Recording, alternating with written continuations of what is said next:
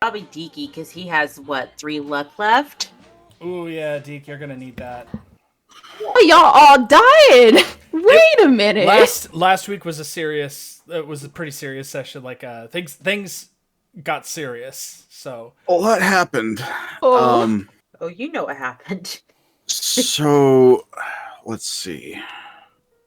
Where's your notes? How did we Deaky? begin? We started with starting off our days because we were pretty much separated. So you were doing your thing before you went to the mall for your shift. Yeah, you wanted to use the family car. okay, Yeah, but then she said just no. as a reminder, folks, if you help him, he doesn't get the luck points. And we can't go nowhere if you can't remember. Yes, and then what else happened? Just nudging him in the right direction. Right. So everybody had some stuff they wanted to get done. Phelan wanted to catch Connell up on what had happened, and he also went to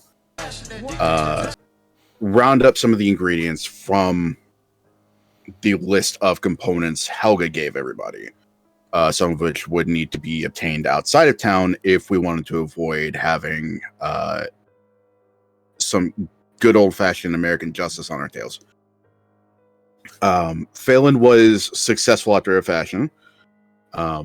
He managed to convince his aunt that, yes, he really, really needed the car for good reason, and not at all to aid the enemies of our country. We're all good old-fashioned Americans here. High NSA. After that, Phelan went to the mall for the first night to fulfill his night watchmanly duties. And the first night went without incident.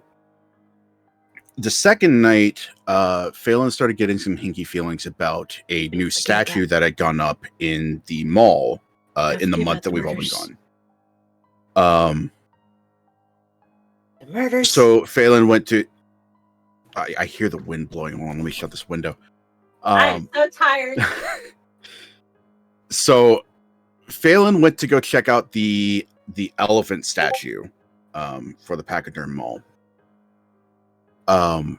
As it so happened, there had been a couple of bodies found in the mall by this statue, pulverized as if trampled to death by a large animal.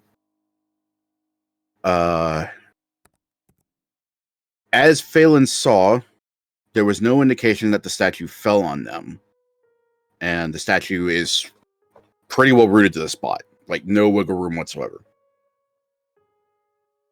As he was investigating, Venus and Ed were also making some rounds around town when they decided to follow the trail of the Chocho to the mall, where everyone convened at a rather convenient time, I suppose, would depend on your perspective. As everyone converged around the statue, Ed's radio began picking up a signal from the statue, and the closer he got to the statue, the clearer it became. As we were all investigating that, Ed's heart suddenly stopped and he dropped to the ground. And as Venus was checking him over, Phelan spotted an individual off in the shadows, watching them, who then promptly bum-rushed him. Phelan and this figure fought, while Venus went to go take Ed to the hospital. As it turned out, after Phelan killed this thing, it was revealed that this was Mr. Bly's assistant. And there's a reason why the assistant wore glasses and never smiled. It's because their features were distinctly other. Before Phelan could investigate too deeply, Chocho began swarming out of the shadows and chased him to the door, whereupon he fought for his life, managed to bust out the window to get outside of the mall, and jump into Venus's car, which arrived in the nick of time. And we ended the session driving out of the parking lot, escaping probably certain death.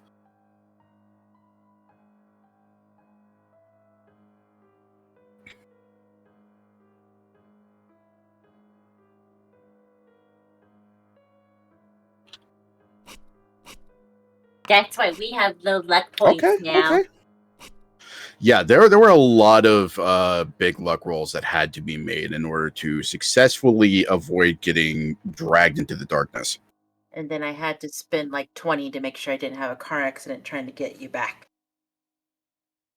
So, one thing that was forgotten that I'm going to cover real quick before we jump right into this is Ed woke up in the hospital and discovered that there was a purplish kind of bruise mark right over the area of his heart.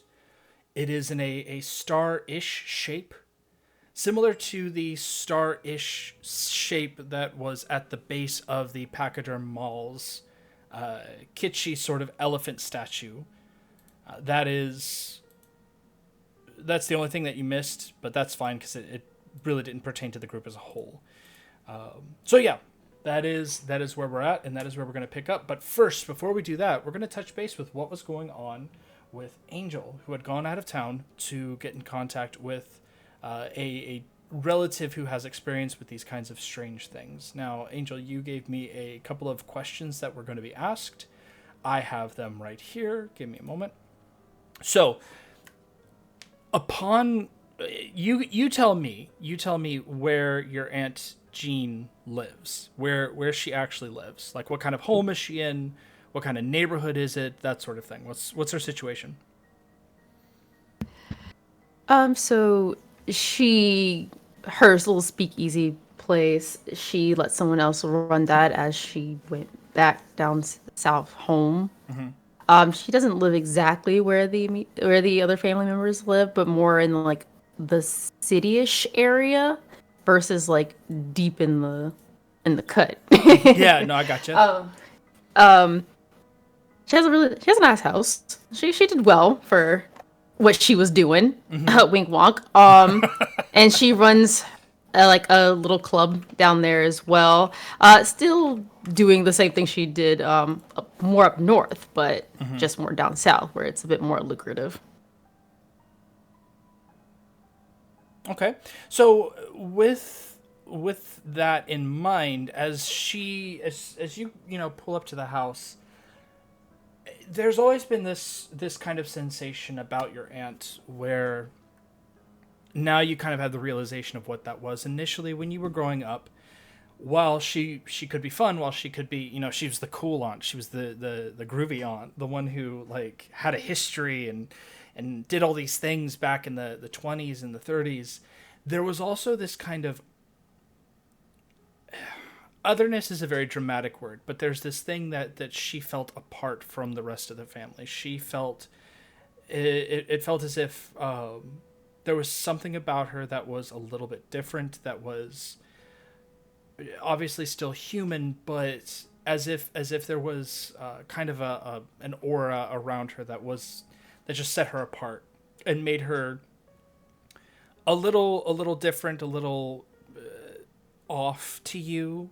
Not enough to necessarily frighten you, but enough to make you realize that this family member of mine, there's something about them that makes me feel uncomfortable, or something along those lines. Again, it's not enough to ruin a relationship, but enough for you to feel like there's something wrong here, and they're not telling me what it is, and it's kind of like little bit of tenterhooks around them. When you experienced it yourself, when you went to see family and they had that moment, as you pull up to her house, you realize now what that sensation is like, what that's like on the other side, on the receiving end of it. And you realize now, with the experiences you've had, with the things that you've done,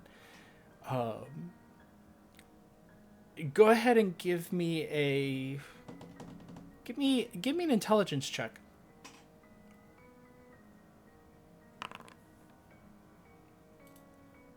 You realize now that by being around these things and knowing about these things, you are in effect removed from society in a way now.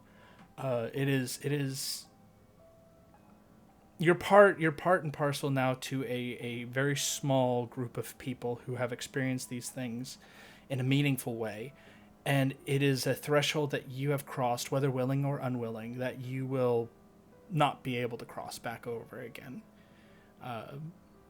The artist soul in you kind of has this moment where it realizes that you are now set apart from humanity in a way, a very small way, but even the people closest to you who have not experienced this will never understand, will probably look at you strangely, much in the same way that a soldier returning from live combat probably will be looked at not quite the same way that they were when they left. It's the same kind of thing. So as you approach the house and you have that brief moment of revelation, it does allow you to become more empathetic. And as a result, the information you're going to gather and be able to have access to is going to be a little bit more expansive than what it would have been. You'll have a little bit more understanding for it. So for the first question, or the first topic really that you guys discussed, was clarification on who actually purchased the property, where this property was, who purchased the deed, who owns the land. Your aunt indicates that she sold the property off initially because it felt like whatever was there was gone. It was held on to long enough for sort of to keep track and make sure that the things that had happened there were in fact exorcised and were not coming back. When she felt confident about it, she sold the property. She sold the property to a land development firm who had made a generous offer on the property. The land development firm then went and sold it to the present owner, which is Blythe Industries. She did keep track of it enough to find out who owns it now. But it was just a land development firm, a local one. It was, a local realtor. It wasn't anybody like big. It wasn't the government. It was just kind of like, here's this offer for this land. We can do more with it than you can. Will you sell it to us? Sure. When it comes to the topic of actual strangeness, there is a reticence there at first to talk about it at all. Much in the same way that people who have a genuine kind of experience with the paranormal, see a ghost, experience a haunting, that sort of thing, tend to clam up about them. They tend to have a reticence to not want to talk about it, and it seems that that's kind of there. But she shares a look with you, and that look indicates that she knows that you understand where she's at. You both have experienced something now, and you both are in that same place, and that opens her up a little bit more. She tells you about what happened that night when she and a group of other people, disparate individuals who really had no connection to each other, save for a single old friend, brought them together to go to a house that was located on the property where the mall is now and perform a ritual to drive out something that was lurking there. She was not able to identify exactly what this thing was. She kind of confirmed that nobody was. Even the man who sent them there was not completely clear or completely understood what this being was. But unfortunately, that is something that she's had to square with. She still struggles with it sometimes, thinking about whether it's actually gone, whether they were successful. If in some respect it could come back, if it knew about them. There are moments of paranoia, and that sense of paranoia has kind of followed her. In the few brief instances she's reached out to other people from that time, which she tells you she does very rarely, there is still that sensation, that concern amongst the group as a whole on whether or not they successfully did this thing, banish this thing, and if it will come back. And if it does come back, will it come back after them? Will it come back after family? In what form will it take? There's a lot of that, and she expresses that it never goes away. No matter how much she tries, no matter what she attempts to do, it never goes away. So that kind of bleeds into the third question of how to get rid of it or overcome it. She tells you about the ritual that she performed. She explains that she doesn't know if the ritual she performed would be enough or would work for this sort of thing. some of the people that were there with her that night that were more experts on the subject than she was were able to say that these kinds of things happen, and they, one ritual works for this thing, but another ritual won't work for this one, much in the same way that performing a Catholic rite for an exorcism of a demon from Southeast Asia will not be nearly as effective for whatever reason. That was the example she was given. She can't explain why, but it makes sense, is that basically the thing that she did may not work in this instance, and that it may require its own way of dealing with it. She explains that the haunting that she had gone through did involve something that was material, something that could physically be hurt, but that was outside of itself. That was not the being. That was the being doing things that created a material effect. And so she can neither confirm nor deny how to deal with what you're working with, but the best she could offer is get information. Information is the most powerful tool that you have. Knowledge, understanding at least some fraction of it is enough to generally help. The last thing is that she tacks on, kind of as an aside or maybe as a joke, is if you ever meet a bastard who's going to be making one of these things or doing this kind of stuff, even if they seem like they're all right, you put a bullet in their kneecap and tell them to stop, because this is not a place for humans to be doing anything. This is not our place to do this kind of stuff. And people who open these doors have to be checked, whether they do it on purpose or not. If it's an accident, then you try to stop them. And if they do it on purpose, in her words, it's better to jump first and reckon with the consequences afterwards.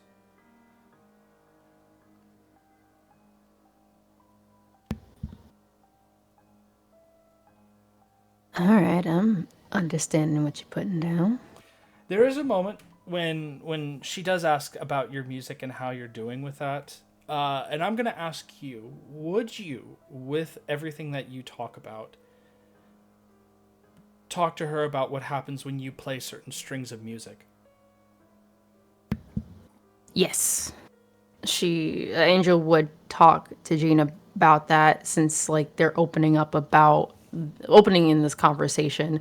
Maybe something about what she's experiencing Jean might know something that could either help her or something along the lines. I just to clarify for folks at home who might be listening in, Jean is a previous character from Angel's player here, Finn's character. That's why I'm not doing a full scene.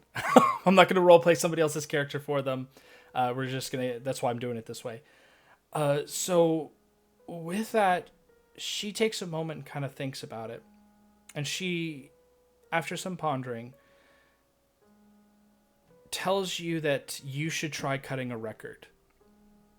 The next time that urge comes over you, record it like you would a record, and then listen back to it and see what happens, like what you experience, if you feel the same sensations listening to it as you do when you play it.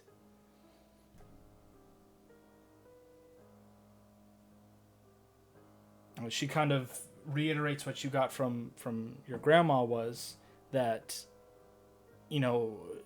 women in the family have this preternatural ability. It comes in different ways. It's, she never really had it beyond maybe like a sixth sense, but, it comes in different forms and fashions. And when it does come, it's usually trying to tell you something. It's wherever that power comes from, is trying to talk. And when you're playing your music, that's it talking, but you can't listen if you're talking.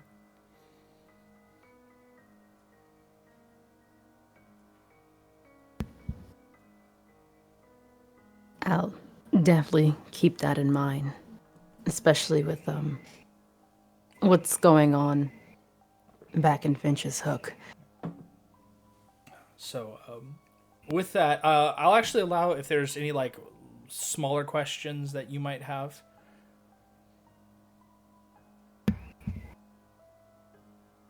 No, not really. Just, shooting the shit. Okay. Yeah. See, shooting the shit. Maybe try to convince her to let her play in her club down there. Maybe. Tell you what, give me a sanity roll, please. Oh, great. Uh-huh. Okay. This was not anything bad for failing. It was just if you had succeeded, kind of talking about these things would have either A, kind of raised the anxiety level about these kinds of things and made you more aware of it and made you a little bit more like upset, because talking about it sometimes helps. In this case, it didn't help. It didn't hurt, but getting it off your chest and putting it out in the air and talking about it with someone else just kind of reinforced the fact that this is you're in a bad spot.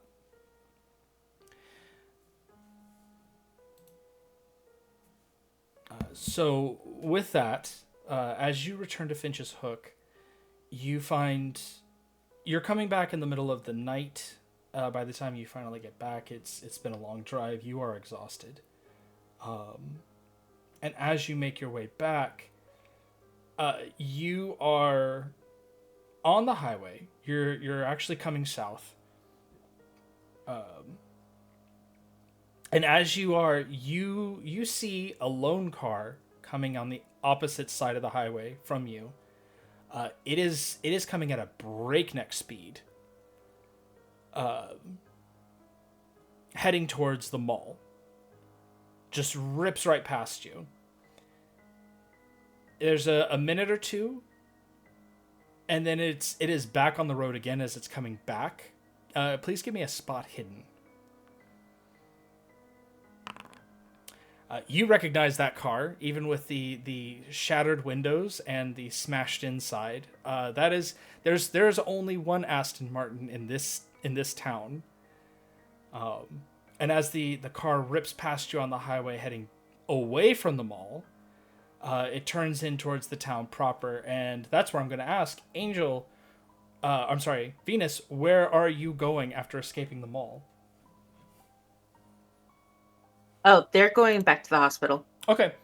Yep. So you, Angel, see them, this Aston Martin that you recognize, turning off the highway, heading further into town. I'm going to ask, are you going to follow?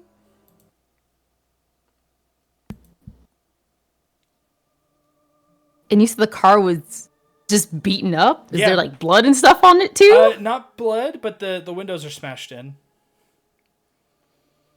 Okay. I mean, as long as there's no blood. Yeah, she's gonna go and follow the car, It looks like they had fun. They had a nice night. So as you're driving, Venus, you get off the highway. You're heading towards the hospital. You are forced to slow down because you are, moving into a residential area, and it's a small town. The cops it's late, but the cops might still pull you over. And right now, that's not what you want. So you're pushing the limits of the speed limit. When another car that you don't recognize turns and starts following behind you. Who the fuck is that? The fuck is who? Behind us? Doesn't look like a cop car. I don't know. Where are we going? We're going back to the hospital. Oh, fuck. Is that okay? Yeah, he's stable. I didn't really have enough time to ask questions. What the hell was that, by the way? I thought some of them looked familiar, like people. Were those people? I don't think killed a lot of people. I'm gonna ask a question actually for not for you, Phelan, because you're not usually there during the daytime.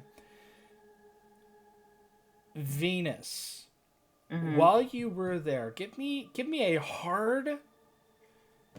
Yeah, we're gonna make it a hard because you haven't really gone to the mall since that opening day, have you? No. Okay, then actually this is gonna be extreme. I'm sorry. Give I'm me not gonna win this roll. an extreme intelligence. Let's just say that she just failed it, because I'm not passing that. You got an 85 in intelligence. Mm. What's the worst that can happen?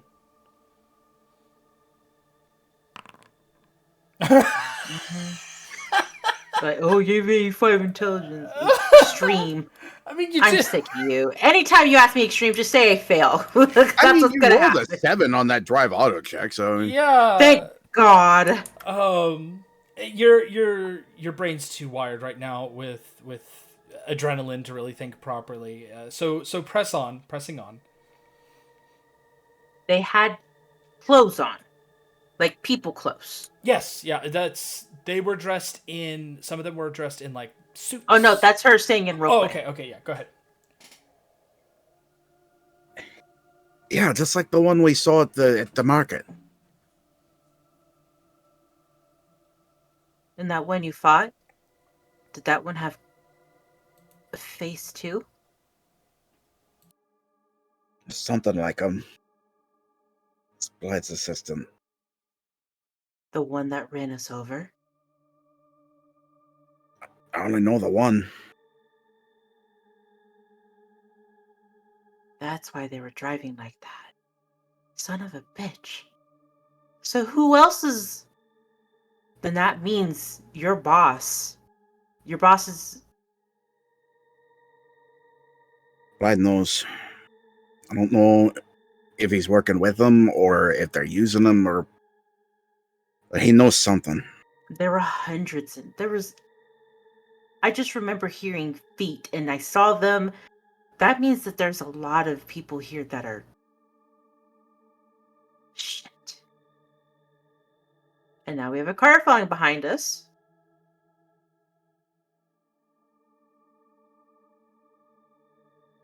I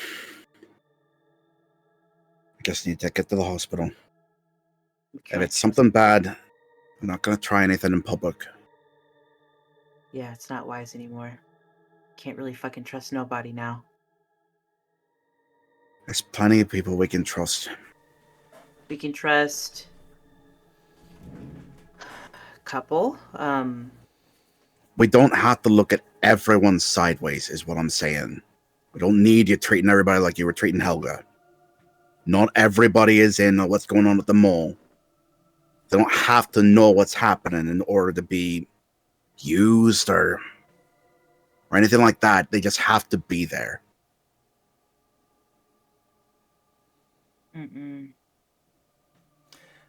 It's about this time you're reaching the hospital. The car behind you, Angel, unless you've diverted, has been following you this entire time.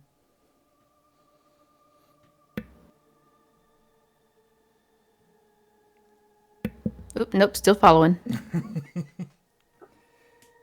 So yeah, as you arrive at St. Martin's Hospital, Venus, you park. You can park the car. You can stop the car. You can do whatever you want. I'm not your boss.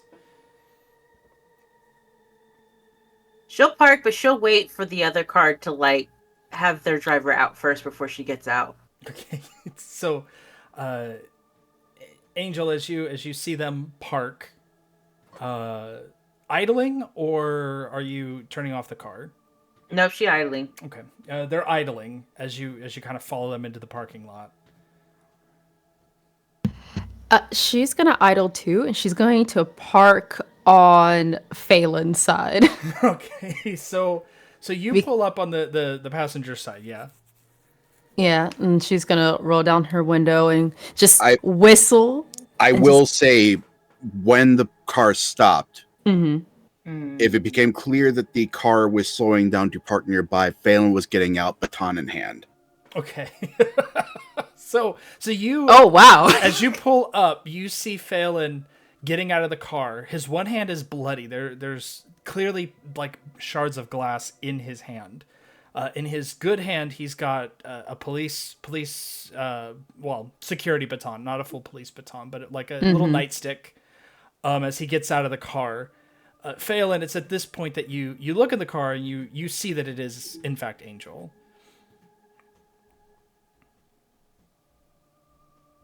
And he almost drops. He relaxes that hard, and he has to kind of grab the side of the car to steady himself. Oh, Jesus. Who is it? It's Angel. Christ. Wow, you guys had so much fun without me. That's really sad. Angel, Ed had a heart attack. What? Okay, so Phelan, while you're having a moment here, I need you to go ahead and give me a POW check, please. Uh-huh. Okay, that's 2 points off. You have like no luck. So I'm going to assume that you're not going to spend luck points on this one. No, we're just gonna let that ride. Okay. You do like you. This isn't a bout of insanity. This is nothing like that. Like you have hit that point though where the adrenaline is wearing off, and you are kind of collapsing at this juncture. What I'm going to ask now is for a not necessarily a Constitution to stay conscious, but just like to stay standing. Give me a Constitution check just to stay on your feet, really.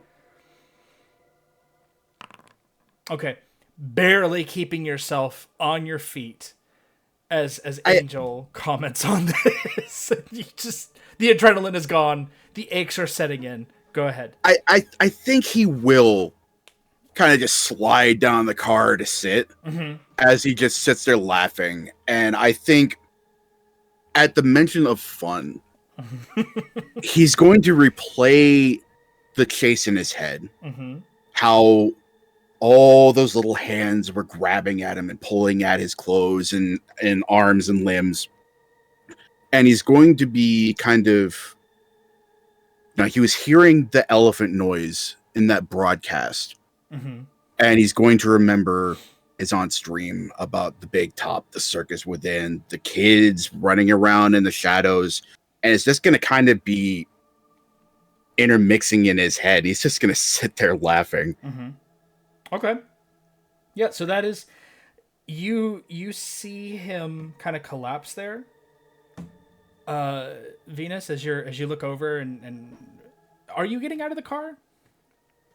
I mean, now she is getting out of the car, Okay. yeah. Yeah, so as like you just see Phelan just slide down the side of his side of the car to the asphalt.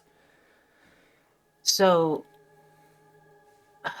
she's like shaking her head and she's just like trying to catch her breath for a moment. We went to the mall together. And then all of a sudden, elephant statue, the radio went off. Ed started collapsing, and then there was this big thing, fucking big thing. And Phelan went to go fight it, and I went to go take him to the hospital.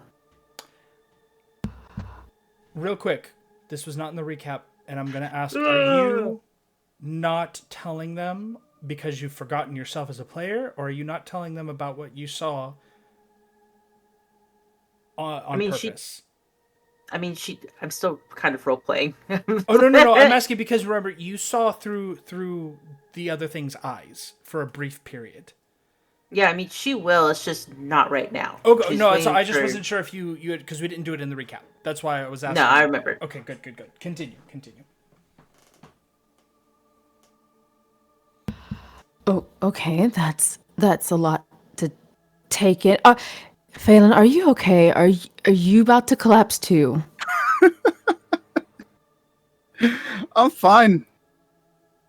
There is no way in hell I should be, but I'm fine. Okay, that's good. So are we gonna go check on Edward? Okay, and she kind of quickly like shuts off the car and she grabs her guitar and like books it into the hospital. Okay. Yeah, they both do like a little jog, but she's trying not to like look super obvious, so she's doing like a little jog, like, oh yeah, just So as you enter, you're greeted by the staff once again, who sees you coming back in. They recognize you immediately, Venus. there's a moment where the woman at the front desk, the nurse, kind of looks. She sees Phelan's hand, and it goes right into medical mode. Oh, sir, are you all right? Are you? What happened? Asking the questions. What happened? Have you had it washed? Those kinds of things. Almost ignoring you a little bit, Venus. Not in the I'm ignoring you because I don't care about you kind of way, but like this is her job. There's a person that came in injured. She now is responding to that. So she walks over to you, Phelan, and starts, asking questions. She sees that you're kind of in a state. Actually, I'm going to make a roll for her. Give me a moment. Okay. She calls for a doctor. She goes on the phone. She calls for a doctor. Says that there's a man down here who has injured his hand. He appears to be in a state of shock. And then Phelan, it's very much the, okay, sir, we need you to just sit down, just relax. You just sit right here, as she, tries to get you into one of the waiting room chairs. And then at that point, she looks to you, Venus, and asks what happened.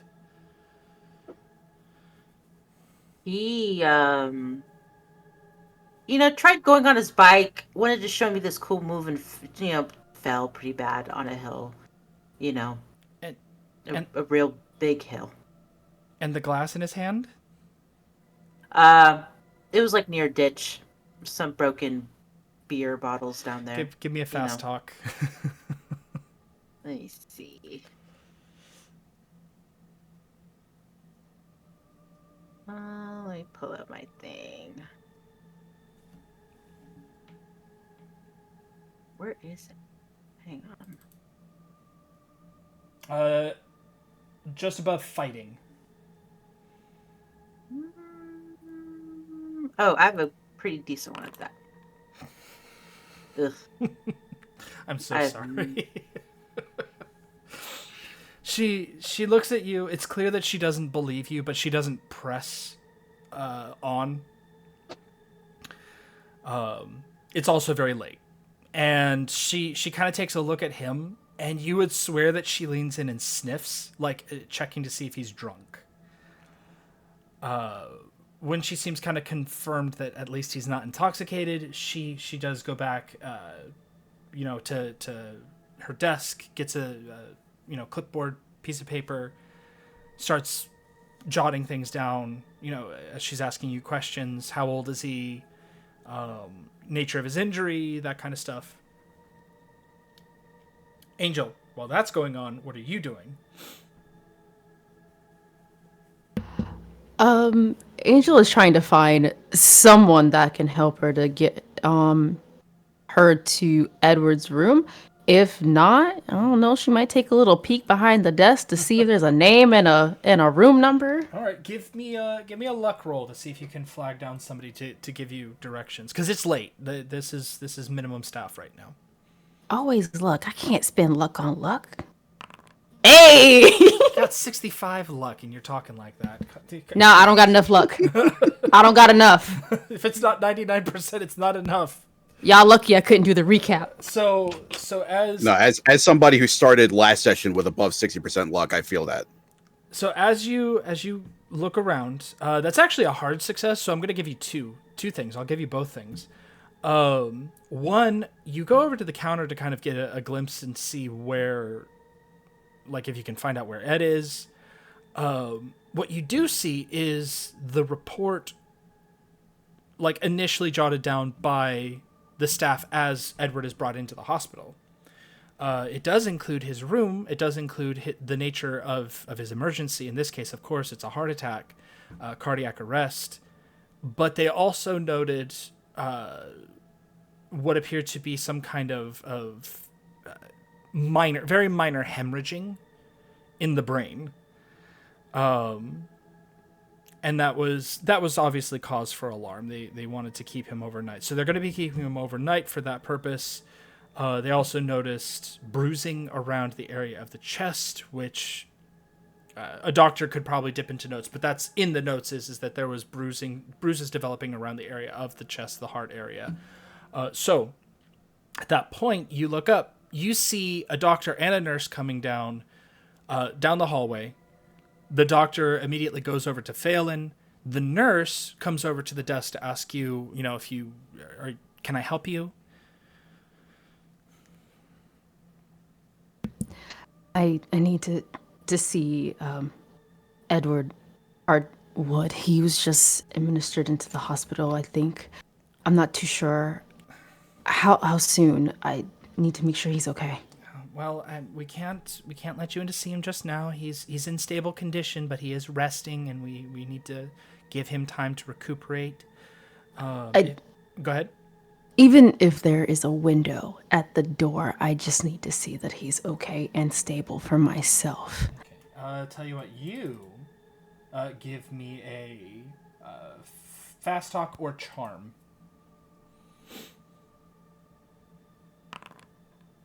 I'm spending that luck. I don't have enough luck. I'm gonna spend it.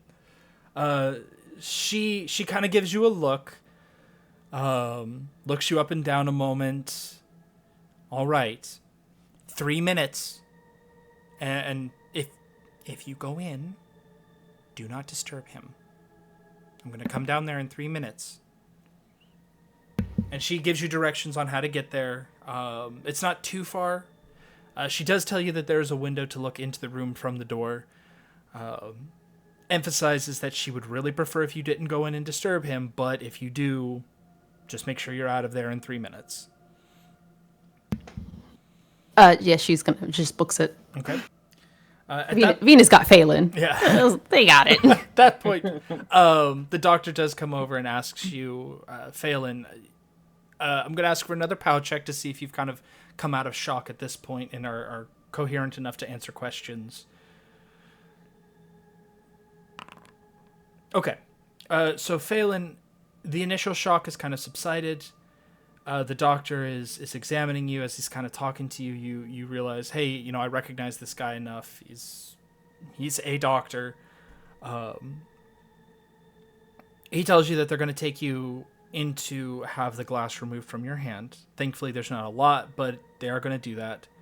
You're going to ask, Venus, if you're his ride, because they don't see him necessarily having to be here all night, but depending on the amount of blood he's lost, they might want to keep him. So, Venus, you're not required to stay here. If you want to come back and pick him up later, you can.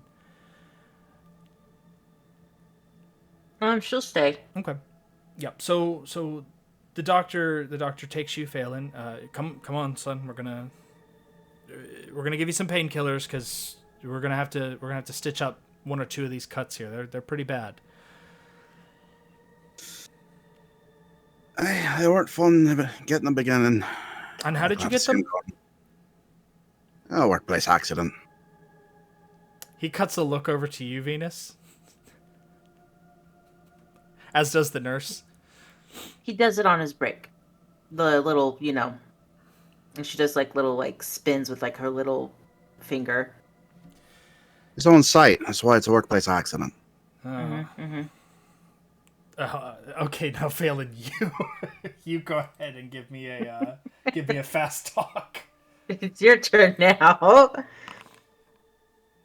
Ooh. Right on the nose. Thank God. The doctor kind of looks you over and neither one of you I think has a decent psychology, but I'll let you roll if you want. If you want to do a psychology roll, you can. Sure. Nope. Yeah, I'll try for the heckles. Yeah, no.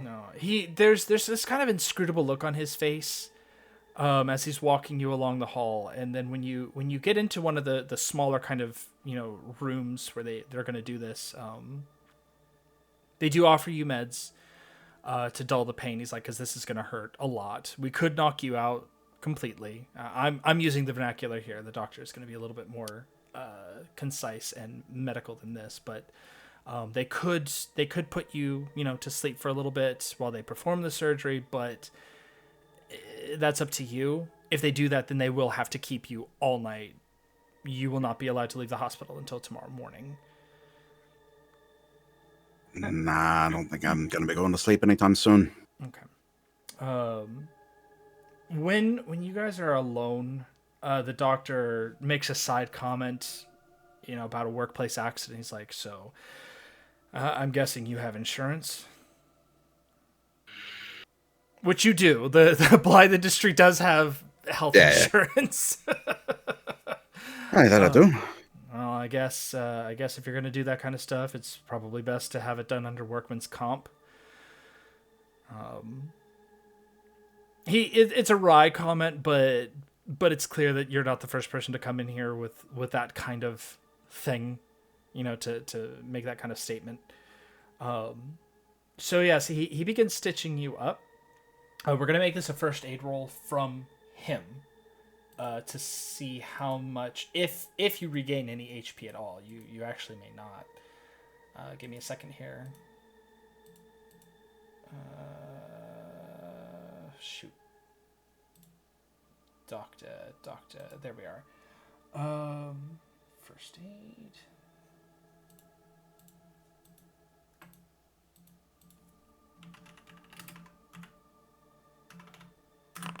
Yep. All right. So you actually recover 3 HP. Hey. As he's stitching you back up again, that puts you back. Oh, you're back at max. Very nice. It is an arduous process pulling out the little bits of glass. That part's not as painful as the needle part, again, because I'm gonna ask, when he's kind of doped up a little bit, would Phelan watch the process, or is he one of those people who's like, I'm not gonna watch this? He's gonna watch, but he's also gonna ask the doctor or whoever else is on hand if they have any of the hard stuff, like liquor. Oh, like the doctor kind of looks up and it's like, you mean like rubbing alcohol? I don't think we want to put that on these wounds. They're pretty deep. No, to drink. Son, I as a doctor, a medical professional, I can't recommend that. Go ahead if you want to, Phelan. You can attempt a hard charm to get yourself some alcohol. Okay. And he's gonna kind of give the doctor a big smile. Mm-hmm. Come on, Doc. I'm Irish. I can handle it. The doctor unfortunately feels that it would be better if you didn't. Again, we don't know how much blood you've lost. The last thing we want to do is replace it with hard liquor. So no alcohol for you, I'm afraid. Cases at doctors back home are a lot more fun. And well, the doctors back home didn't have to worry about lawsuits. All right, we'll get this over with. So he goes through and picks out the glass, stitches you back up. Venus, would you actually stay in the room for this? Maybe like close by, but she's not going to be like all up in there. Okay. Yeah, I don't blame her. Phelan, just because I'm kind of a sick son of a bitch, give me an intelligence roll, please. Okay. Okay. Increase your first aid by 1 point. Hell yeah. Where are you? There you are.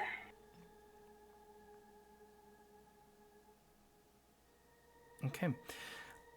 Meanwhile, you make your way over to the indicated room, Angel, and you find it without any kind of problems. The hospital's pretty big, and it's a nice, clean hospital. This is not spooky horror hospital. It is sterile. It is well tended to, and because it's the late 60s, early 70s, you can still smoke in here. So make your way over to the room. You look inside. You hear the uncomfortable sound of the machinery that is, of course, keeping tabs on Ed's, not life support, but the The heart rate or the vital monitor? the vitals monitor. Thank you. The heart rate monitor, and you hear the steady beep, beep, beep. It's not a comforting sound.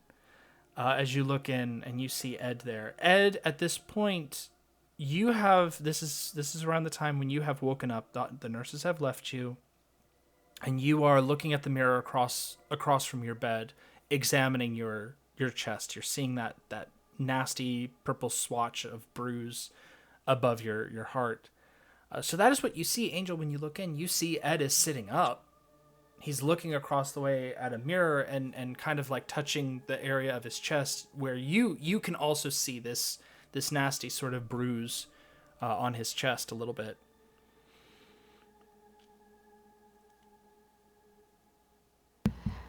Yeah, she's not going to waste her time lingering outside. She only got 3 minutes. She's going in there. Okay. I do a small little knock first and then peek her head in. I see you had too much fun compared to the others. Oh, Miss Angel, you're back. Yeah, and apparently you collapsed. And she kind of slides on in and closes the door. I think one of the nurses told me I had a heart attack. What I heard as well.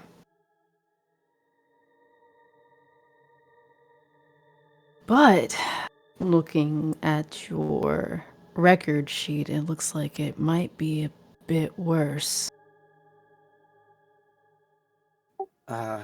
Yes, something about bruising.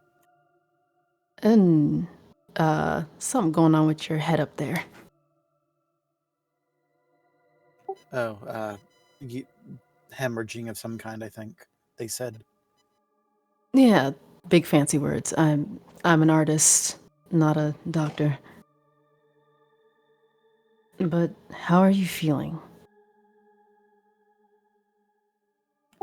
Oh, like I was hit by a bus. But I'm doing much better now. I was going to be very concerned that there was a bus in the mall, but I'm glad. At least we're all accounted for now. Oh, the others are here? Yeah, I think they took Phelan to go fix his arm. What happened to Phelan's arm? It's bloody. I think there was glass in it. I'm not too sure what happened. He thought he can threaten me with a stick, as if he doesn't know who I am. Then I guess he laughed and then fell to the ground. I thought he was having a heart attack for a second there. But no. Just Phelan being hysteric, per usual. Good old hysterical Phelan. It wouldn't be the same if he wasn't. What happened? Do you recall anything? Venus and I had gone to the mall.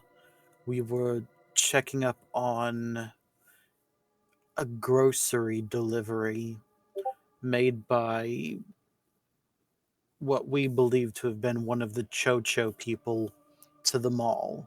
Mm-hmm. We heard a door opening and closing, and then we went into the mall. We ran into Phelan, and my radio started going off. And the closer I got to that god-awful modern art piece in the mall, the signal kept getting stronger, and then that's all I can really recall. Right, so you followed the guy from the grocery store to the mall. The elephant was playing something on your radio, and then just ended up here? As far as I remember, yes. Of course. I know Venus was trying to tell me, but I couldn't understand what she was saying at the time. I was honestly a bit more concerned about you. Oh, thank you. You were the only two that can keep their heads on straight out of the group. You wouldn't leave me alone with those two now, would you? I'd try my hardest not to.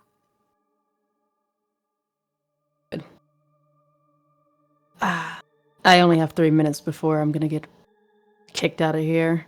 So you better get well quickly. I believe that they don't think I'm in danger of either relapsing, or if there's nothing wrong with my head injuries, I might be able to be discharged by tomorrow morning. Huh? I'll see you by tomorrow morning then. There is the sound of footsteps in the hallway coming closer, Angel. Yeah, that's my cue. Really, take care. Try to get better as soon as possible. You be well as also, and give my regards to Phelan. I hope his arm gets better. He's fine. He's Irish. And then she goes ahead and leaves. So you leave. You see the nurse coming up the hallway. She gives you a look like a school marm kind of look. Like, okay, well, I'm glad you got out of there. As she goes in to your room, Ed. She comes in. It's just for a minute or two. See how you're doing. Oh, you're up. Would you like something to help you sleep? That actually is a question she does ask, if you would like something to help you sleep. Oh, that would be lovely. Okay. The cafeteria is closed, so they're going to bring you some food. They want to make sure that you've eaten something, had plenty of water, and then they're going to give you something to help you sleep for the night. They are going to keep you overnight. They just need to know who to contact in the morning. To come pick me up. Yeah. The young woman that was just here. Either her or the one who brought me in. Okay. And she, goes out. Angel, she catches up with you, gets contact information, says that he's named you as your first point of contact for picking him up tomorrow. If she can get a phone number to reach you at, that sort of thing, and a name. She gives her name and the studio's number. Okay. Yep. So, that's all she needs from you, and then she goes off and gets you more water. Ed gets you some food, light stuff. I think, like, at this point, it's probably going to be, like, oatmeal or a soup. And then, they do give you some medication to help you sleep. It's not the best sleep that you've ever experienced, but it is thankfully free of dreams. As for the rest of you, Phelan, they finish getting your hand, picked clean. They stitch it up, they bandage it, and they tell you how to take care of the stitches so that way, obviously, it doesn't reopen.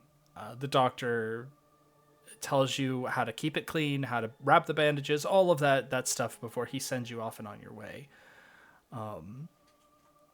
Phelan is just happy that his arm wasn't mangled during all the sneezing he was doing during the procedure.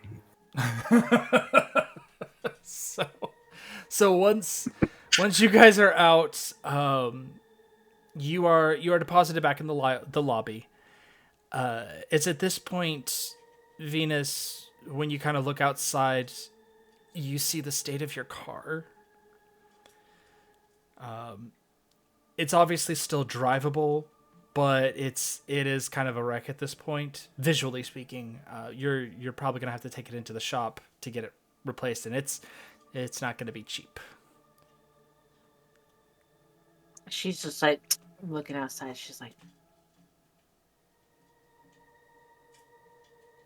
Phelan kind of looks over her shoulder. Oh, looks like a few I left behind back home. looks like what? This looks familiar is all. I'm sure it does. You should thank it, by the way. It saved your sorry ass.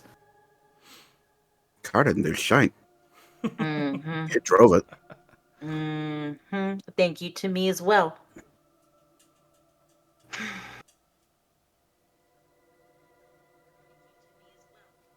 All right. So with that, we're actually going to move on to the next day, unless there's anything else at the hospital folks would like to do.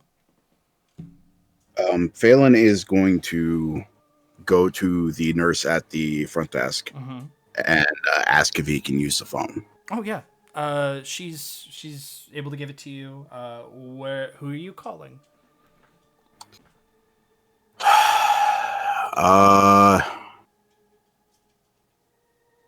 Home can wait. Would he have had a point of contact within Blythe? There's the company number, which is like a direct line technically, but you don't know if they'll be open to take a call right now. Okay. He's gonna check that number. Okay. So you call. It rings. And then somebody answers.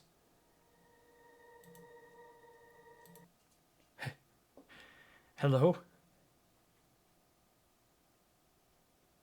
Yes, this is Phelan Ahadian, night watchman at the Pachyderm Mall in Finches Hook. Oh, Phelan. God, thank God. You recognize this as Mr. Blythe. Mr. Blythe, sir, I didn't realize you'd be answering. I thought, how are you, sir? Phelan, I need you to listen to me, and I need you to listen very closely. I don't know how much time I have to talk, but we need to talk. I need to tell you. They're mad. Phelan, they're very angry. And I need you to promise me. You need to promise me that you will not come back to this mall, no matter what happens. Do you understand me? Especially not at night. You are fired. He's going to do his damnedest to keep a straight face and not change his tone. Mm-hmm. That's very interesting. How much do you know about what's happening? I need you. Maybe we should talk sometime. You should come and see me so that we can make this termination final. I will have the papers drawn up and ready to give to you. Your walking papers. Tomorrow afternoon. And you hear him raising his voice a little bit, as if to be heard. I want you to come and make yourself present at the. I want you to come meet me at the park. It's separate. Find a place. I'll find you, but make sure that it is out of sight of everybody else. Do you understand me?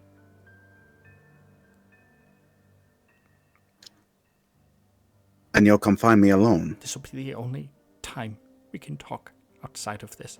After this, I will never be able to speak to you again. All right. I'll see you then. If you have to bring your friends, bring them, but for God's sake, stay hidden. Very good, sir. Click. I'll see you tomorrow. Yeah, he hung up mid departing greeting there. I'm gonna ask for a psychology roll again. Okay. It's clear he's upset, but I want. There's something else I want there too. No. Okay. I'm also going to give you a listen. Give me a listen roll. Okay. Yeah. My ears fall off. Actually, when he hangs up, there's a loud disconnect, like the bzzz kind of sound as the call disconnects. As that happens, the nurse reaches over like to grab some kind of paper. Her arm gets tangled in the cord because this is still a corded phone. Yanks it out of your hand. It falls to the ground with a clatter. It's a whole mess. I'm so sorry. I'm so sorry. She puts it all together again, but that's the end of that call, unfortunately. So and he just waves her off. Like no, everything's fine. The call was over anyway. Yada yada. So you guys are left to your own devices. You personally have until tomorrow afternoon to get to the park, to find a spot. Blythe said he would find you. Okay.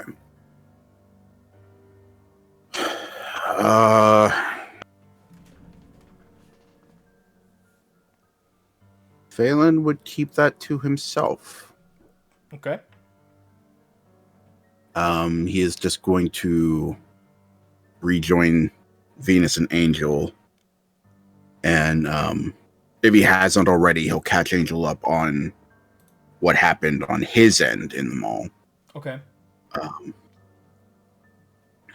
And so, like, after he's finished relaying that series of events, he's going to kind of hold up his hand, all stitched up.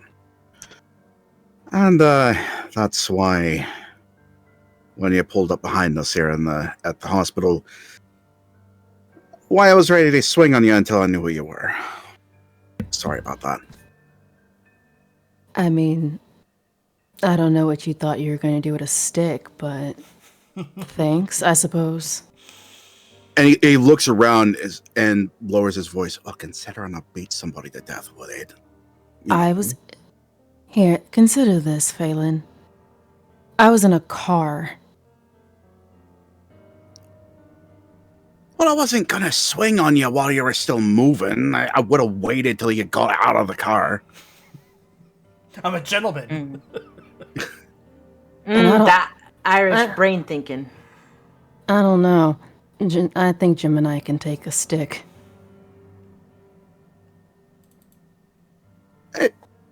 It's not like I just swung on you. I'm not going to hurt Jim and I, for God's sake. Not that I would enjoy the power level comparisons here on who could take a hit better, Gemini or a nightstick. But we are going to move forward a little bit here. So the next morning,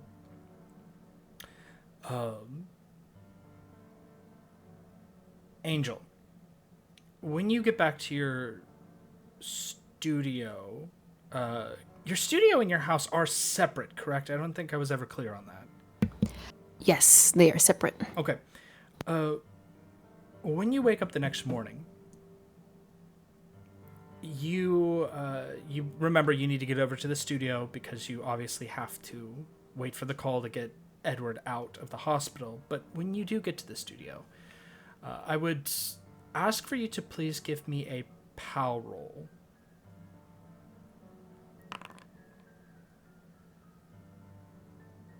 Okay.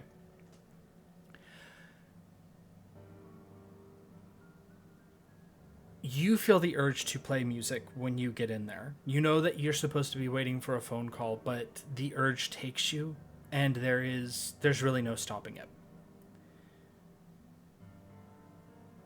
What are you doing? Like, this is going to happen. The question is are you preparing anything before you do it, or are you just going to do it? Actually, that's kind of like why she gave them the studio number, because she wanted to be at the studio in a case like this. Like, even though she doesn't know when it's going to happen, but at least she'll be kind of prepared versus being at home. Mm-hmm. So she's going to try to rush to get something set up to record. Okay, sounds good. So while you make your way there, you are setting this up. We're going to go with a creative sort of check here to see how well you get things squared away before. Basically in time. Let's to make sure everything's functioning. So go ahead and give me a. What are we going to use for this? We'll go with the art and craft, any, just because we need to see if you manage to get it set up before the music really takes you.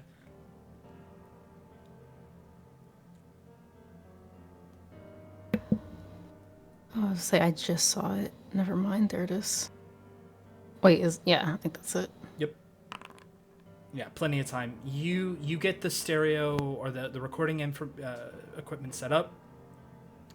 You get your guitar, you get Gemini all squared away, you get into the booth, you have it playing. It's not ideal, but you've done this before. And that's when you start to play. And just like before, the music takes you and you begin to lose yourself in the song. It is a song that you don't know. It is familiar enough to you at this point, but as you're playing, you feel more than just the usual kind of desire to let this thing flow. You lose 1 magic point after the first kind of minute of playing. And it feels like there is more here that wants to be played. So what I'm going to ask is, you can continue to play 1 minute per magic point. If you hit 0 magic points, then you lose consciousness. How many minutes would you allow this to play? 1 more minute. Give me a solid, 2 minute. Nice song length. Okay. So you play for 2 minutes, so subtract 2 magic points in total from your magic point total for today.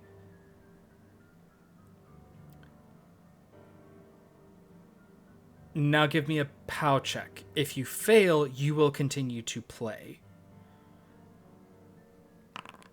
Okay, just barely. You've got the faucet on, and you can feel there's a tremendous amount of flow of creativity that wants to come out still, but you put a hand to it, you steady it, you shut off that valve and make sure that it stays put. Barely, but you manage to get it back under control, and you stop.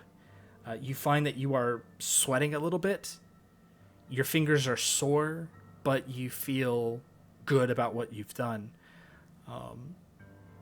How meticulous is she when it comes to the recording stuff? Does she, quietly go in, shut things off one at a time? Is it just like snap, snap, snap, turn it off? Like, what is the method? One at a time, being really thoughtful to make sure nothing is disturbed or disrupted. Everything should be as it should, how she found it. So everything is turned off. Yes. You are there. You've got your hand on the playback. Give me a second here.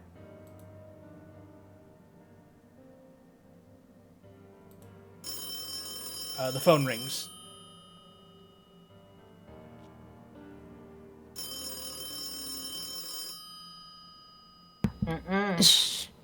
She goes to answer it. Is this Miss Thomas? Yes, this is her speaking. Yes. We have Edward is ready to be released from the hospital, discharged from the hospital. If you could come pick him up. Yes, I'll be there. Right away. All right.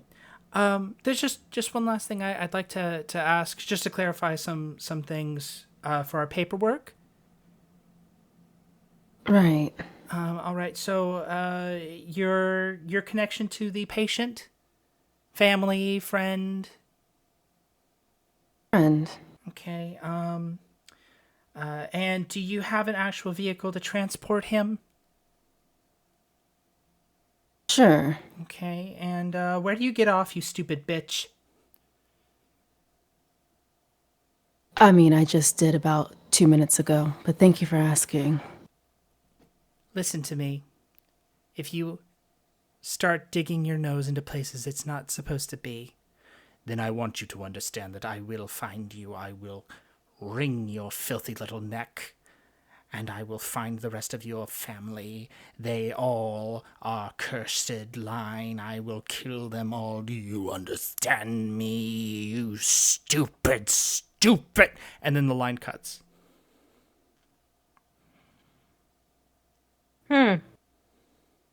That was it? That's all you got? Man. I don't like weak men like that. And she kind of hangs up. And she thinks about it for a second. Her fingers still hovering over the playback button.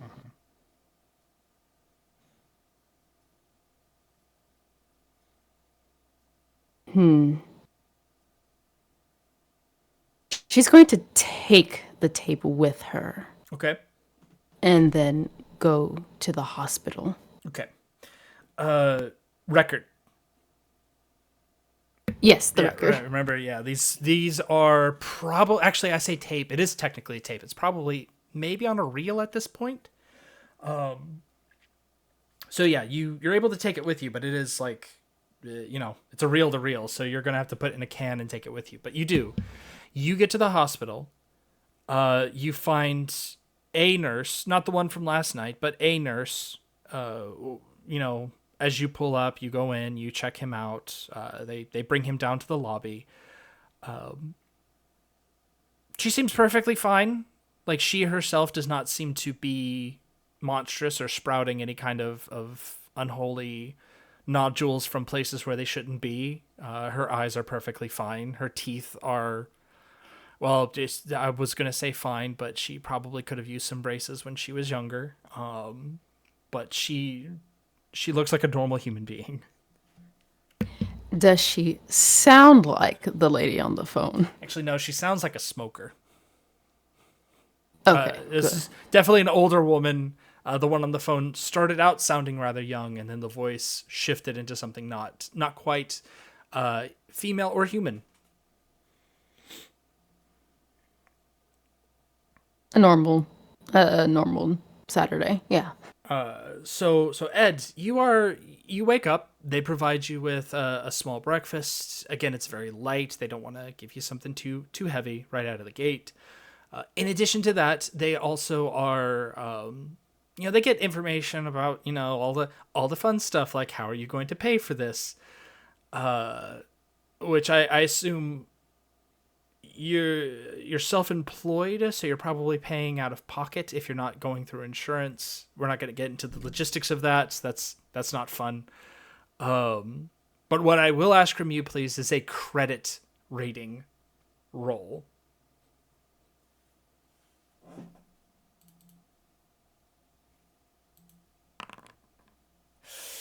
Ooh. There's going to be a little bit of a tie-up with the paperwork and the payment, unfortunately. Nothing too serious, but it's going to last a couple of weeks. You're probably going to have to do some back and forth legwork. Some downtime is going to have to be used or spent on this.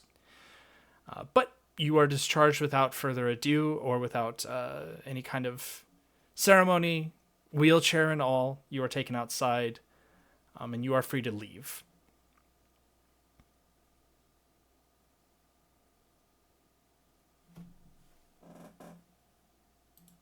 Fantastic. Meanwhile, Venus, when you got back home last night, I would imagine she was pretty exhausted. I'm gonna hazard a guess. No. Really? No. Okay. So what? Did she go to bed? Eventually, yeah. Okay, but she wasn't exhausted. So what I'm gonna ask then is when she gets up in the morning,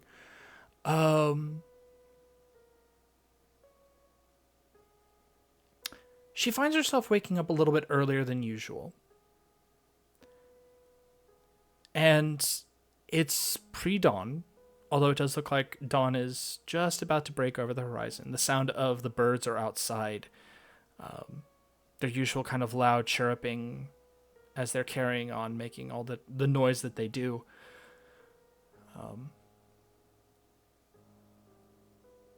There's a knock at your door.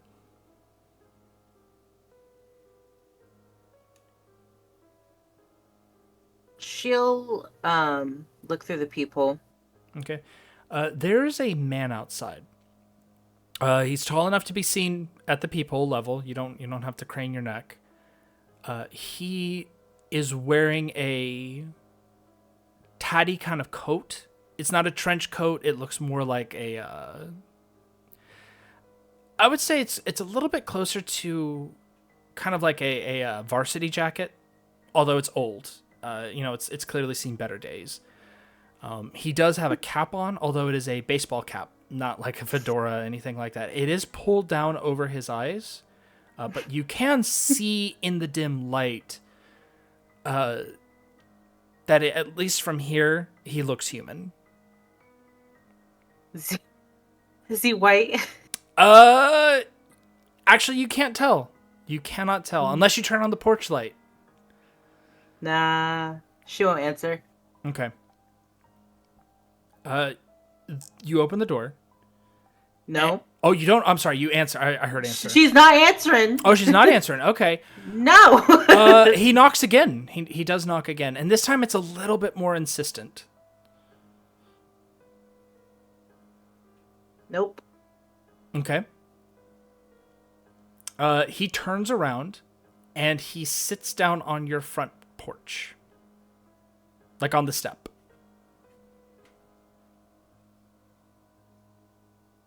So she'll like quietly move to like back to like her living space to get her little talkie out, and she'll make a quick little call like, "Get this jive ass turkey off my front ass lawn,"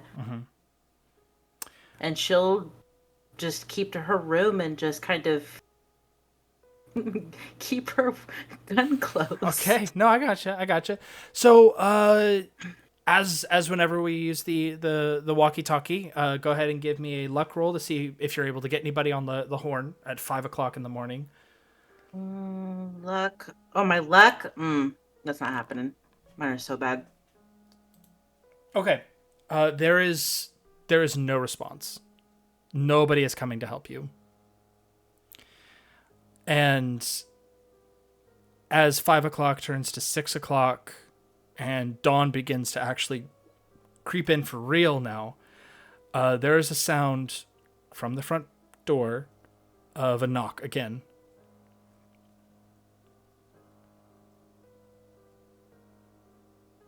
She's probably twisting her hair by now. She's not going to answer it. Okay. There is a moment of quiet. And then you hear a voice. Venus, if you are home, please open the door. Does she recognize this voice? She does. This is the voice of your most active out of the trio, but quietest member of your little party at Sabrina's house. This is Albert. At least it sounds like him. She's waiting for the passcode. You gave him a passcode. They all have to have a passcode. Okay, well, I don't know if you ever gave him one. Like, I don't think that you've established that. So in this case, I'm going to say he doesn't have one. Okay. She will quietly pad back to the door and look through the peephole again. Yep. Go ahead and give me a spot hidden now. Now that it's daytime, there's it's enough. a fucking monster.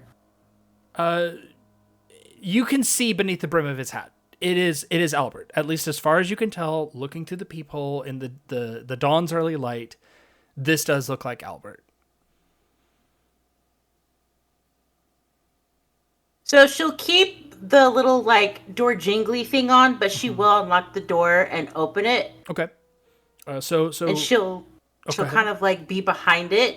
So her voice will be there, but she won't like She'll be like, what do you want, Al? What happened last night? I felt something. What are you talking about?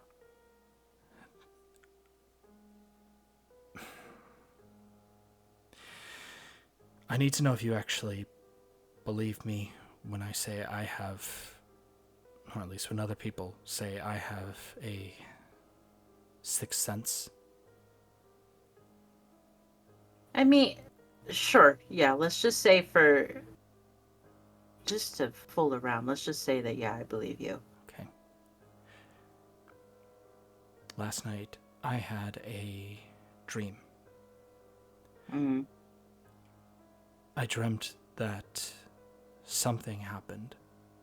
There was, and you can hear him, like, if you're looking through the peephole still, you can see his face kind of scrunch up as if he's trying to think or put into words what he may have seen. There was, it looked like an image, a person. It broke like a window.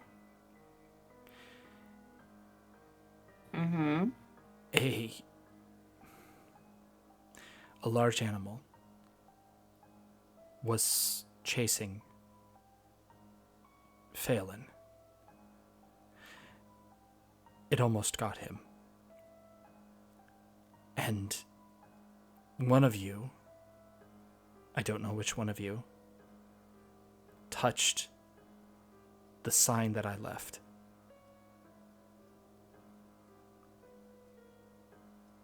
The sign that you left. The sign that I left. Al, what are you doing in there, in that mall? There's something wrong with it, and I'm trying to stop it or keep it from getting out. So what happens if one of us touches it? What happens? It's a sign of protection. It's meant to stop whatever is in there, or at least restrain it. The trouble is that it hates it.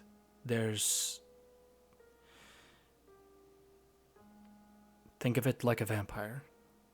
Vampires hate crosses, right? In the movies. Sure. Now think of it as if a vampire could, if somebody held up a cross to it, it would hurt the vampire, but the vampire could still hurt the person holding it.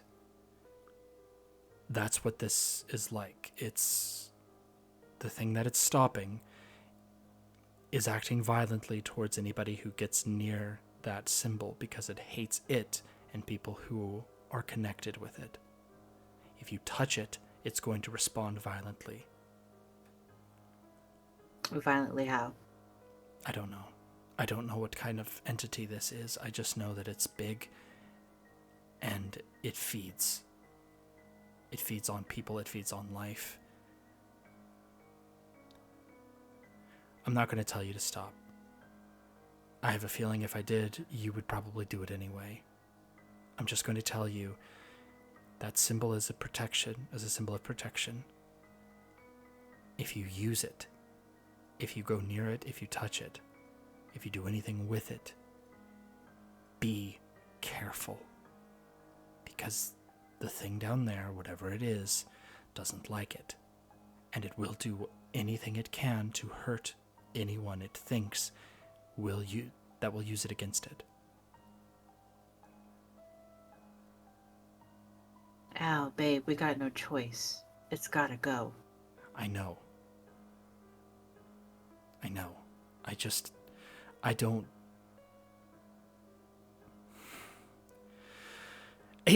There's a moment where he actually leans, not against the door like to try to get in. It's more on the door frame. And there's an exhalation and he just sighs. I've dealt with a lot of things like this, Miss Venus, a lot. This is the first time that I feel like I may in fact be out of my depth entirely. Then stop swimming. Let me handle it. Just warn the people. Warn yourself. Warn anyone else that you know, that you trust. Anyone that don't smile, anyone with funky ass teeth. If they got a vibe, stay the hell away from them. That I understand. What I'm going to ask you now is going to sound very strange, and I understand if you don't want to answer it, or if you want to... Venus, did you experience anything last night? I know something happened, but I mean you, personally. I think I looked at something that I know didn't come from my eyes. Okay. I was looking through something else.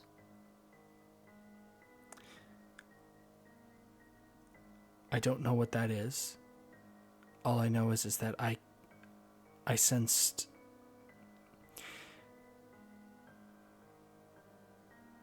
This is really difficult to explain, and I don't have a lot of time. I don't like being out here in the open like this, so I'm just going to say, when I sleep, sometimes I can see things from outside of myself. I see it from a different perspective. The effect that whatever you did is the same as if somebody performed a rite, performed some kind of spell, for lack of a better term. Unintentionally, without meaning to do so. If you find yourself in a position where you feel like that is going to happen again, because I think it might be something that you can innately do,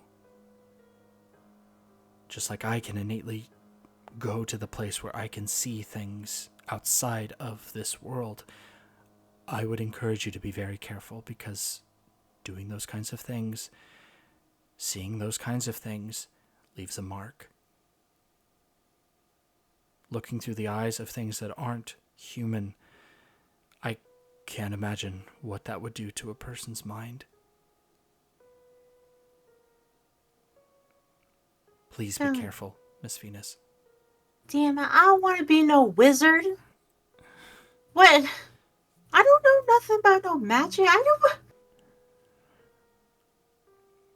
don't know how it happened. It just happened. It's never happened before in my life. Ever. Being around these kinds of things causes that sort of experience. Things that are not normal to you, things that you are not capable of.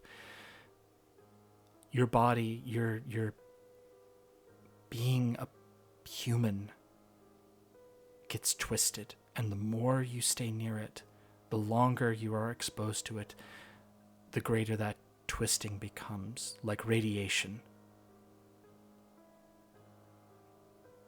That's why I understand that you will not stop doing what you're doing, but I would encourage you to minimize your exposure to these things. It's why I don't want Oscar and Sabrina around these things, because it's exposure to it. It would be like walking your friends into ground zero after Hiroshima.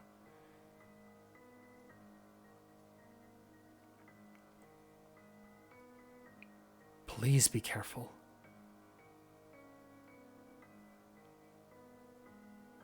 All right. You said you saw some little guy get chased down by an elephant? It looked like Phelan. I have one or two books that may be able to help you. I have read through all of them. I try not to read them again if I can help it. But if it will help you, you are more than welcome to come and read them. I keep them in my studio at the Art Colony. And when I mean you, I mean you and your friends.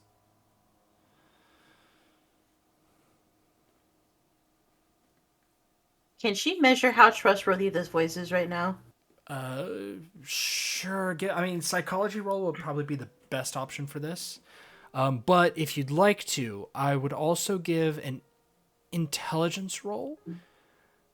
Hard intelligence roll, because there's a door between you. That's fine. That's better than... Nope, I failed. Okay. It sounds like Albert. It sounds like him. It sounds reasonable. It's almost vulnerable in a way. You've never heard him talk like this. Yeah, we can meet. Just can't be nighttime hours. Bring your friends if it makes you feel more comfortable. I know Ed is probably the one who can translate and read through them. Out of all of you, he's probably the best one for the job. But if you do come, don't just walk into the studio, please. My work has an effect on people, and it can be sort of startling if you walk in unprepared. Al, if I walk in there and see a fucking dead body... It's not a dead body. It's worse than a dead body, Miss Venus. Oh, that's... Oh, Al, come... okay. Ask Phelan. He'll tell you. And with that, he just pulls his cap down a little further, shoves his hands in his pockets, and turns and goes off the step and walks away. She's just like closing, locking the door, and scratching her head. She's just irritated. All right. So what we're going to do is we're going to do one last scene before we take our break. Phelan. The meeting in the park. Are you going to tell anybody about it, or are you going by yourself? Phelan is going to go by himself. Okay. So, Phelan, as you make your way there, are there any kind of preparations you're making before you head over to the park? Mind you, it's broad daylight. It is daytime. It's afternoon. It's a cloudy day overhead, but it's not oppressive. It's not rainy. It's just one of those kind of summer days.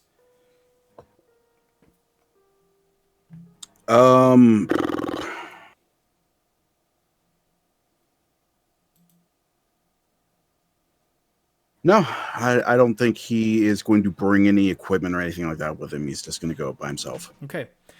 As you make your way over to the park, go ahead and, for the sake of the attempt, give me a...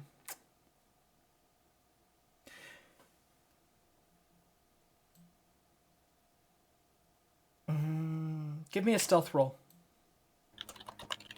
See how well you manage to hide yourself. Okay. Or pick a spot that's removed from prying eyes. Yeah.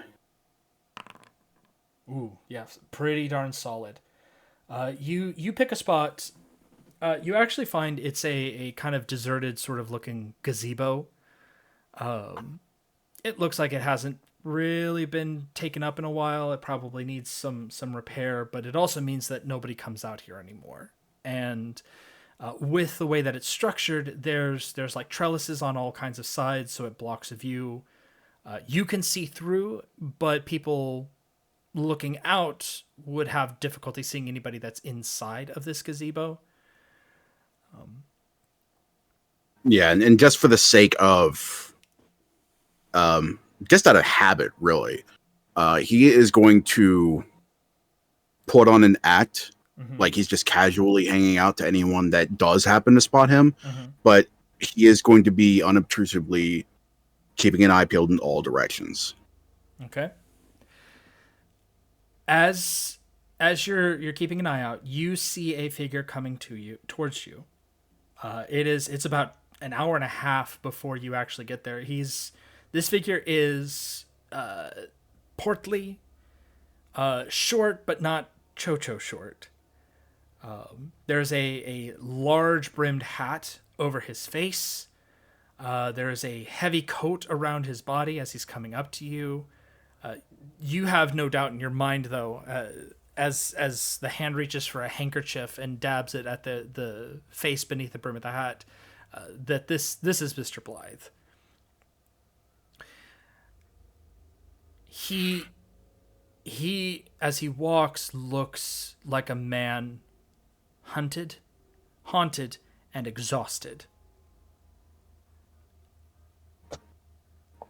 He climbs up into the gazebo, and there is a full winter level scarf around his face. Mm-mm. Mm-mm. Phelan, I am so sorry. You seem like such a nice young man. And I wish to God that I hadn't gotten you involved in this. Mr. Blythe, pleasure to see you, sir. What have you gotten me involved in exactly? And he slumps down onto one of the half-rotted benches inside the gazebo along the wall and puts his hands in his, like where his the scarf is kind of covering his face. It's such a long story. It's such a terribly long story. My God.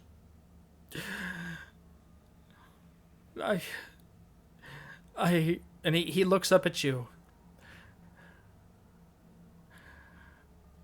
I think it best if you understand first. And if you don't want to continue listening, I understand completely, but I think you need to. You need to see. You need to see. Please. Please prepare yourself. And he reaches up and he pulls off his hat. And you see that he is wearing sunglasses underneath the hat. And the hat, his head, while it does have hair on it, it is sparse and patchy. It looks as if there's numerous liver spots where there were not liver spots before.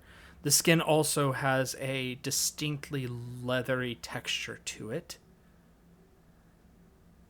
And he begins unwinding the bandages, or not the bandages, but the scarf from around his face. When at last it is pulled aside, and he shows you his face, he pulls off the sunglasses, you are greeted with a sight. His lips appear as if they had been, like the upper lip has almost turned into like calloused sort of flesh and grown out over his lower lip. Around his throat, it appears as if there is some kind of like a goiter almost has encircled the base of his neck, making like this sort of fleshy, leathery, calloused collar where the skin is overlapping and kind of like creasing up. His eyes are sunken, sallow. His cheekbones are lifted and raised. The actual jawline is pressed in, though, as if it were collapsed.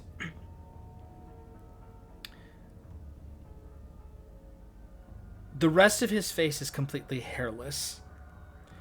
His ears protrude out in a disfigured sort of manner. It almost bloated, as if they'd been stung by some kind of hellish wasp. The earlobes are not just bloated, but actually sticking out further, as if they are extended out from his head. His nose is compressed inward on itself and juts forward and down, as if the sort of main body of the nose is crushed in, and it just kind of sagged. All of the skin there just kind of is sagged downwards into like a flap, as if all the cartilage is gone, but the skin is still there. As he looks at you, with this featured face. Give me a second here. I'm going to share the image with you. I need you to give me a sanity check to look at this man. Okay.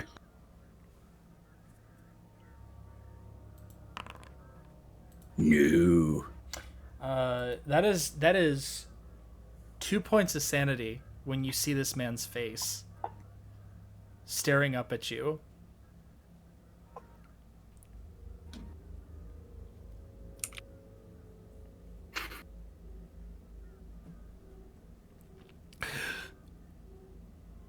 You see what they've done to me? What he's done to me? The terrible elephant. The monster, the horror. Twisted me. God, help me. And that is where we're going to take our break. Because I want to give you full time and attention to ask all your questions. Yeah. So I'm going to give you some time to think about it. We are going to pause here. And we will be back in 10 minutes. Good evening. It's intermission time. And during the next 10 minutes, we invite you to visit our refreshment stand located in the center of the drive-in. Our service is friendly and quick. You'll find hot dogs, hamburgers, pizza, your favorite candies, hot and cold beverages, and other delicious snacks. So add to your fun of watching the movie. Visit our refreshment stand right now during our 10-minute intermission. We're glad to have you with us tonight, and we hope you'll come to see us often. It's great to get out to the movies.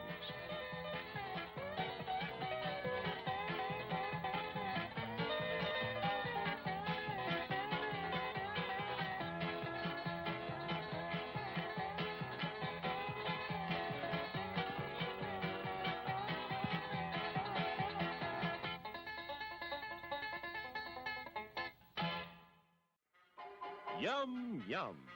It's time for a tasty and refreshing snack.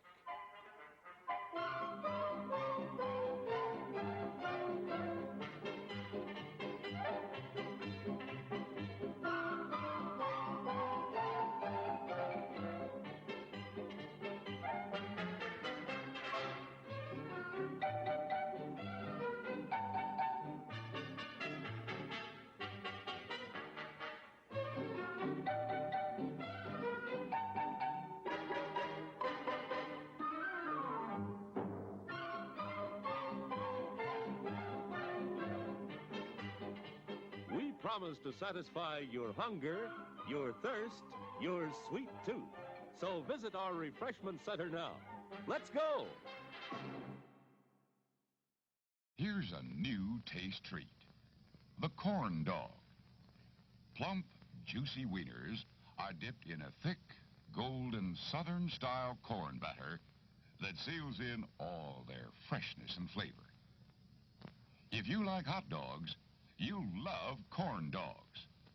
Everybody does. Try a corn dog with your favorite beverage. At the refreshment corner now. Corn dogs.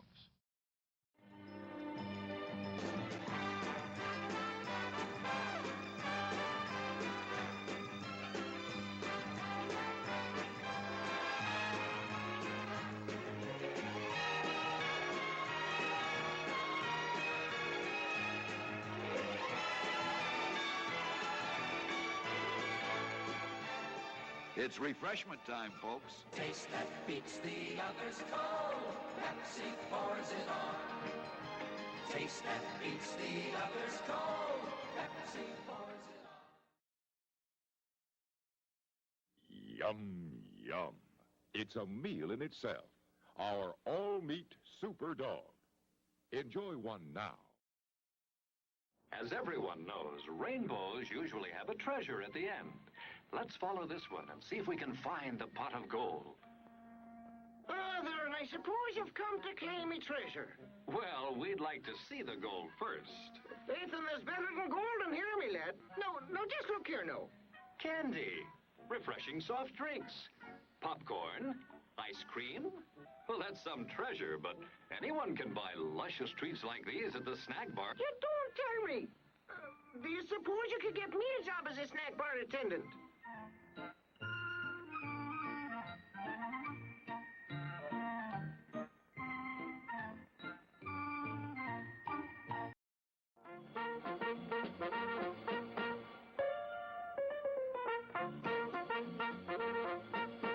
We're happy to have you with us this evening and want you to enjoy every minute of your stay here.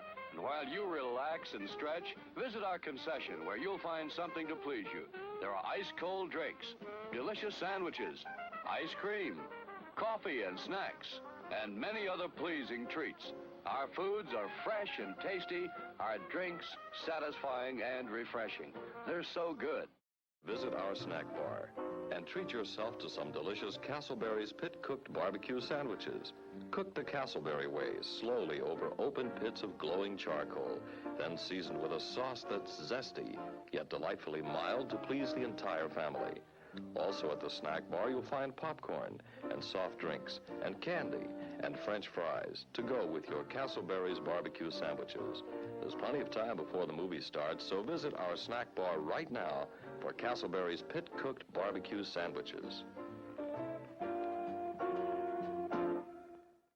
Still plenty of time to come and be served at the refreshment center before showtime.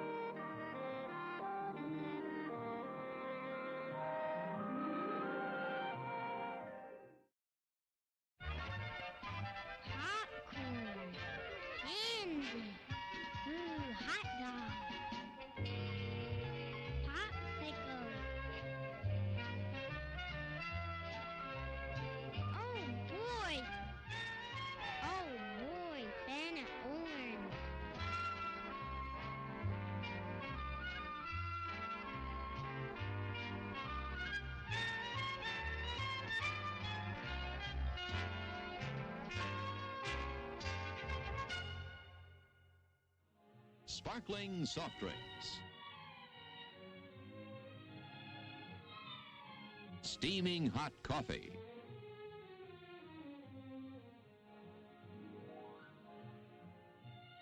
steamed or grilled hot dogs,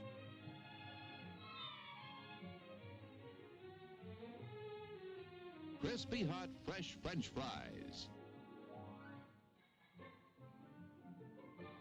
How about a pizza? None better anywhere. Our hamburgers are the finest. Quality beef expertly prepared for extra deliciousness. Treat yourself royally right now.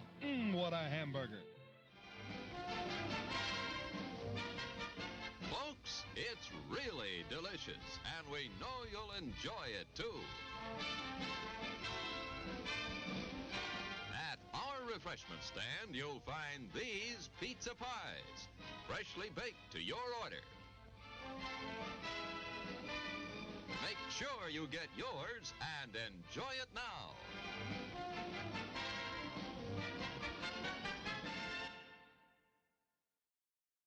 What is it? Say, what is it? Hey, why, it's Buttercup. Popcorn, add sweet cream butter to hot popcorn. Mix it up, wrap it up, Buttercup is born. It's delicious. So nutritious. It's a taste delight. It's so munchy, crisp and crunchy. You'll enjoy each bite. Eat butter-drenched Buttercup popcorn at its best. Served in a king-size cup. It beats all the rest.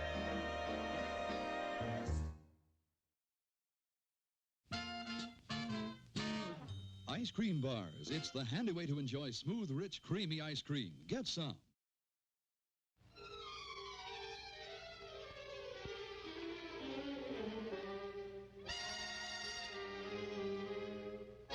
Yes, there's an air about hot coffee that's hard to resist.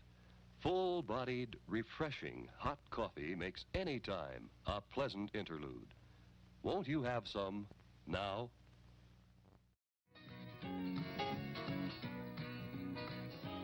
We're now just 1 minute away from the beginning of our next feature. For your convenience, our refreshment stand will remain open after the feature begins, so you still have time to add to the fun of watching the movie. Before we begin our next feature, we'd like to remind you to replace your speaker before leaving the theater. If it is accidentally damaged, please notify someone at the refreshment stand. Again, thank you for coming out to the drive-in tonight. As you leave, please drive carefully and come back soon.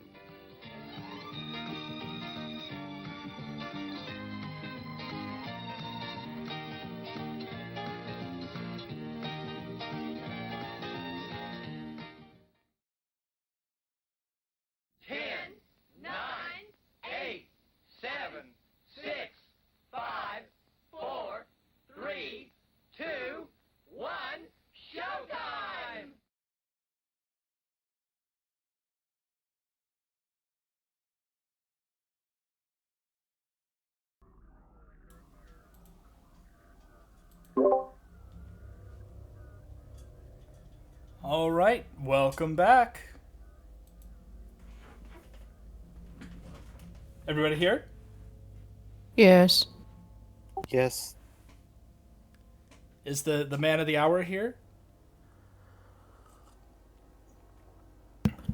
Now he went to step out away after he got jumped by questions. You finally confront everybody about the horrible things they've been saying about Irish people. Listen, I'm neutral. I will roast everybody equally. Especially Ted in accounting. He knows what he did. Oh, Ted knows. Every time I walk by, I look him dead in his eye. And then jump at him. Ted. All right, well, while we wait for Deke to come back, what we'll do is we will take a moment. Because I actually forgot to do something last week. And I'm going to go ahead and do that now, as a matter of fact. But, Venus. She stepped away. Oh, no! Yeah! Okay. You're stuck with the sane people. Oh, never mind. Thank you. All right, then. While we wait for Venus to get back, we're going to go ahead and finish your scene, Phelan. So, with that in mind, the revelation of this poor man's physical state now laid bare to you in the bright light of noonday sun, it leaves little room for doubt that this is very real. Proceed. When Phelan gets a good look at this man's face, he's going to take a step back and start to cross himself before he catches himself. And he takes a deep breath and another. And he makes a conscious effort to look Blythe in his eyes.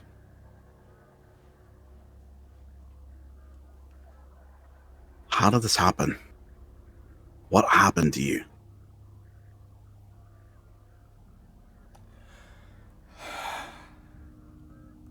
As I said, it's a very long story, but I will try to explain it.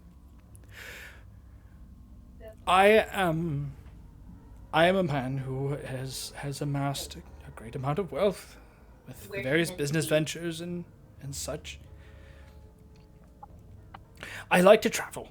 I enjoy traveling and seeing other places and visiting other countries. And I thought perhaps Nepal, someplace I'd never been, would be a good time to visit. There's a tremendous amount of things going on over there at this point, but at the time I thought, why not?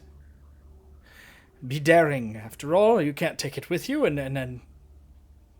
Anyway, I traveled there, and with a small party of individuals, some friends who were associated with various historical preservation societies, because they were going, I ingratiated myself into their group, and we traveled. I made my way along with them into the foothills of the Himalayas, and it was then that I learned that the trip was there for a very specific purpose. It was there to reclaim a statue of some sort from a cult. We were told that they were Buddhists. A sect that had been shunned and cast out, and attempts to make contact with them had been partially successful, and these Buddhists were keen to allow us to take some of their various artifacts for the sake of preservation, and so we went, and the trip was grueling. Several people died. We were ill-prepared. And as it turned out, I was one of the last 2 survivors. When we were finally found by this cult, they took us both in. My companion, Jacobs.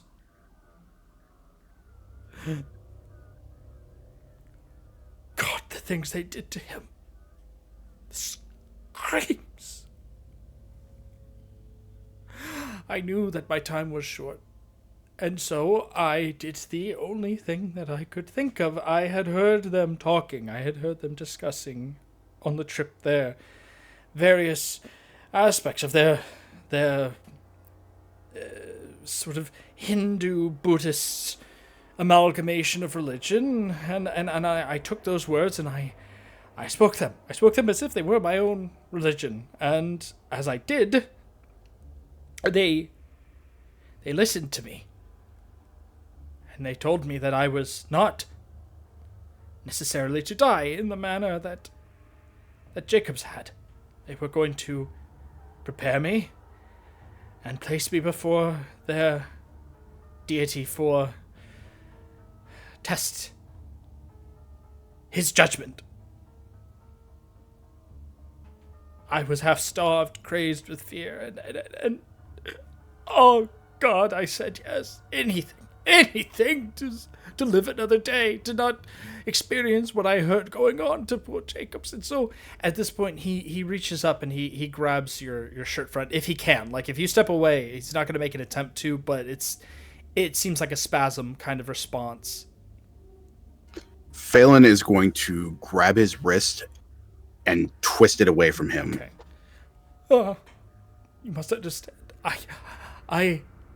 I was afraid of dying, and so I said anything to stay alive. And so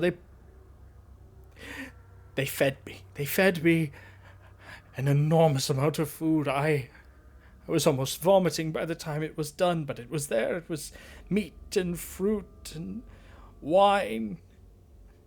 And then they bade me lay down in front of their god. What I assumed was some sort of degenerate sort of attempt at the elephant god of the Hindus. I lay down before it, and I slept, and I dreamt of a huge thing climbing down from its throne, pressing its body to my own as its clammy, filthy tendril pressed itself to my chest.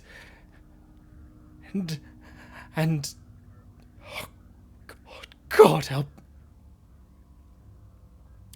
When I awoke, they told me that that it had chosen me, that it had spoken to them, that Chognar Fawn had picked me to be its companion, to take it into the West, where it would awaken. It would awaken and feed upon life, and grow strong, and consume. First, consume where it lay, and then consume wider and wider until it was strong enough to consume the very stars in the sky. All life returned to Chognar Fawn, whence it first came. And so I did. I took it with me, transported it across the hills, back to Hong Kong, and from Hong Kong to California, and to California all the way here to this town where no one would notice anything. No one would suspect. The mall was already in the process of being laid out. The groundwork was being made, and so I simply had them create a small basement beneath everything where we could keep the statue, keep it hidden. As it turns out, something was already dug out there, some small sort of sub-cellar from some shack or other that used to be on the property, and that's where we placed it. We built it into that space. It's down there now, Phelan, blinking in the darkness, sitting slothful, waiting for another meal. How many lives has it taken? How many innocent people has it consumed? Oh God, what have I done? And it comes to me at night. It comes to me because it needs to feed still. It won't let it close. And at this point, he reaches into his shirt and he pulls aside the coat. He pulls aside the shirt from buttons sort of ripping as he exposes his chest and exposes a wound. The wound is seeping. It looks as if it is unable to scar over.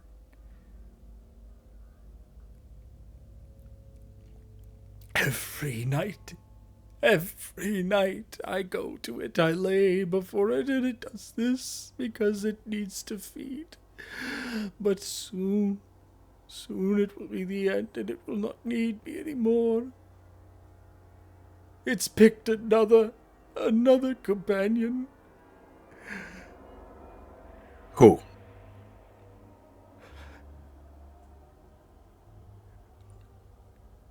You.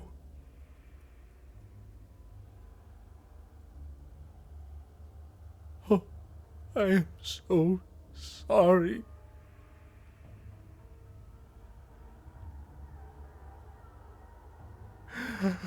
Phelan looks angry.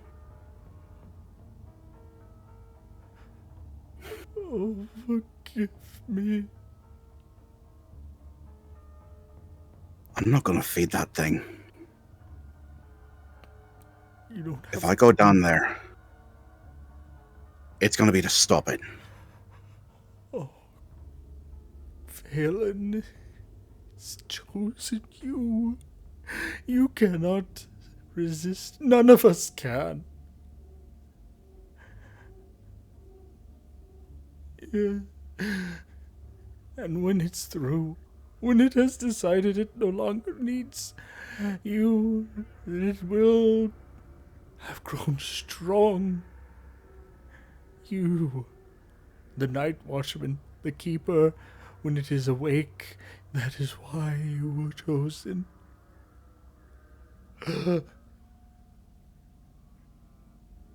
Please.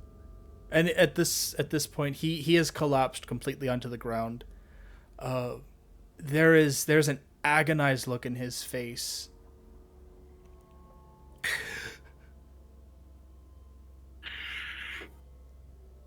Phelan is going to squat down, and he's going to grab hold of Blythe and pull him up to at least the knees, to where he can get eye to eye with Blythe.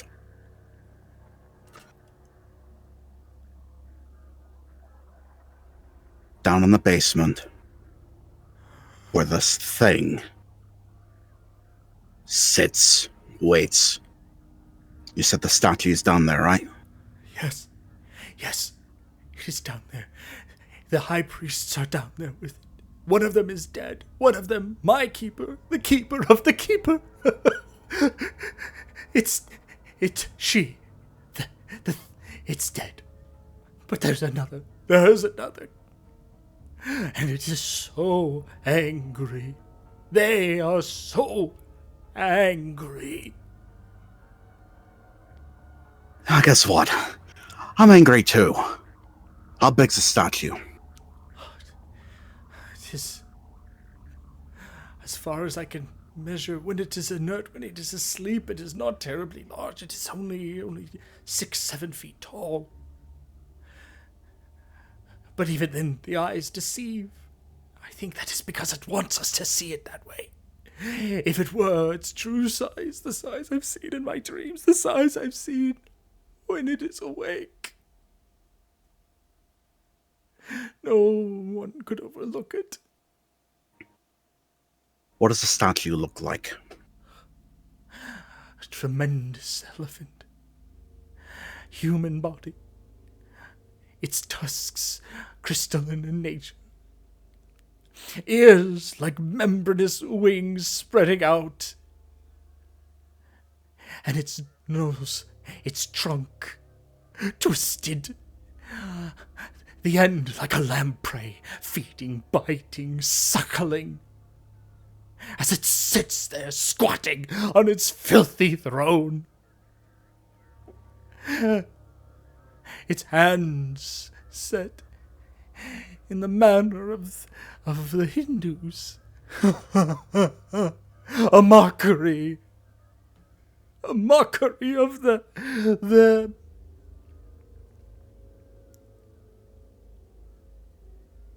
You said there's another keeper.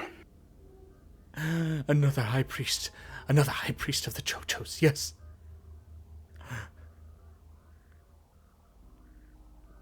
Do they only stay down there, or do they go out? They do. They stay down there, waiting. It is all the food. That is why they feast before they speak to their god. And Chognarvon has been silent these past 2 weeks. They sacrifice people that come into the mall, trespassers, people who will not be noticed, people who will not be missed. They take them down there and they feed it to it, but that is all. It has not communicated with them. It has not spoken to their high priest. And that is why they feel that my time is coming short, that its need for me is coming to an end. And it will look for another. It wants you to replace me. You are young, fiery. You who have seen so much of it already. It will call to you. It will call to you, and you will not be able to say no.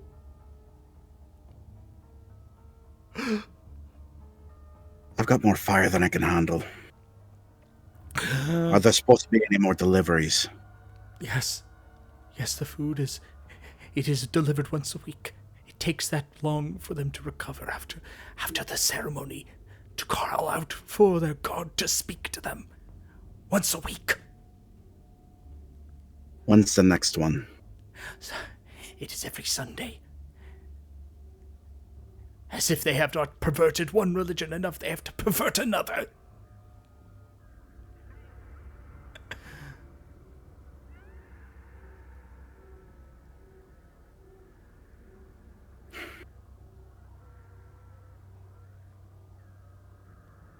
Is there any way into their little basement besides the door you told me never to go near? No, that is the only way in.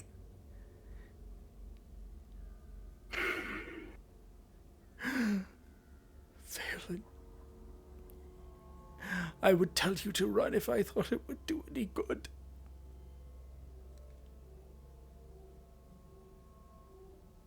No. I'm done running. Give me, Phelan, please, give me a POW check +1.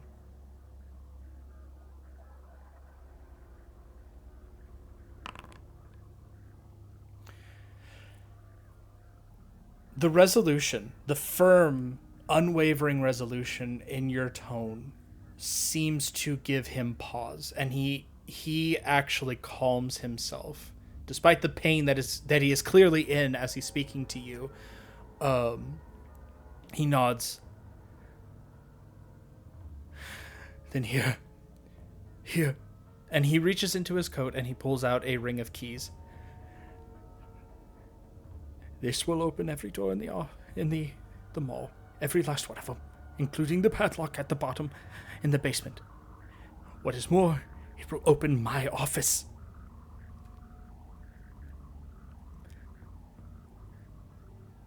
Is there anyone in there? Anything in there? Yes. I heard something knocking. That is where they keep me. It's where I was. But there is something else in there. It's a horrible thing. It is the stem from which all of its perverse calls come from. It reaches out. Oh God! What talking? Really? And Phelan's gonna shake him. Is that thing in that office? Is it one of the Chocho? No, it is a horrible thing, but it is not one of them. It is something called by them, called to protect the place, the mall, the sanctuary for their filthy god. It is a protection, a rancid thing. If you remove it, I don't know how, but if you somehow do, if you are able to kill it, then perhaps their god will not be able to reach out to people, to draw them into itself. It will not stop Chagnar-Fawn's feast, but it will at least cut off his immediate means to draw people to him. Is it made of flesh? It is. Horrible red flesh. A bloody tongue reaching into the sky. But there is one who is helping. One I've heard. And he again, like, gestures to the sky, almost in exaltation. One who knows. One who sends out waves that it hates.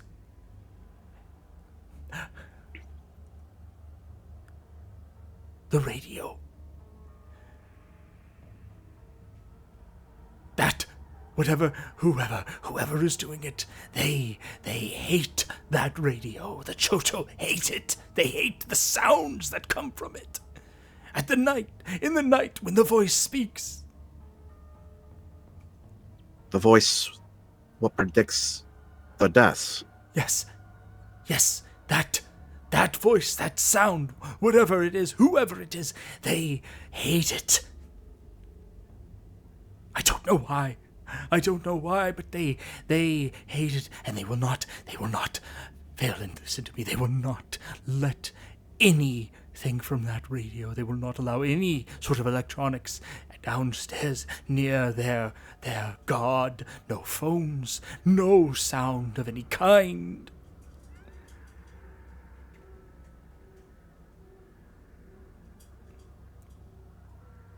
Maybe we won't give him a choice. Oh, you are so brave, but you are a fool. Please, Please. I understand if you will not forgive me, but I ask, please, as a man that was once a creature of God, please forgive me.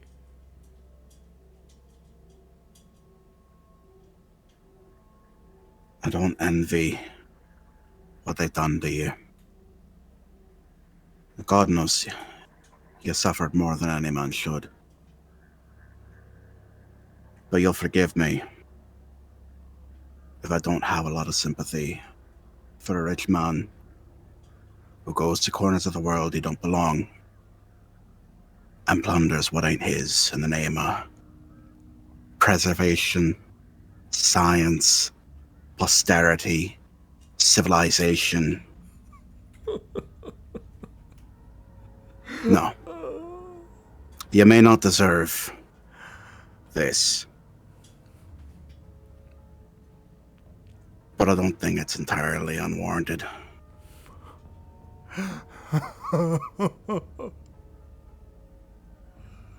I deserve the scorn. Not for want of being a rich man, not for want of taking things, but for being fool enough to think that any of it mattered in the first place. What is money in the face of such evil? What is preservation? What is mankind in the face of such horrors? We are but a speck in the cosmic scale of things. I see that now. For even if he dies, he will come back. And where there is not Chognar Fawn, there are other horrors beyond. And his body seizes in his chest. The wound actually spasms as blood begins to kind of ooze from it. He falls back, and you see on his face and the way that his body's contorting the same thing that happened to Edward last night.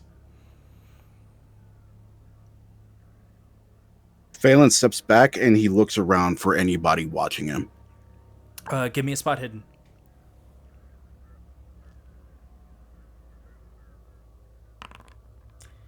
No. You don't see anybody.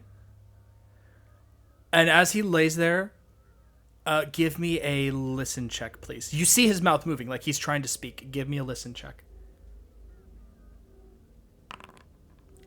Okay. He is punishing me for speaking.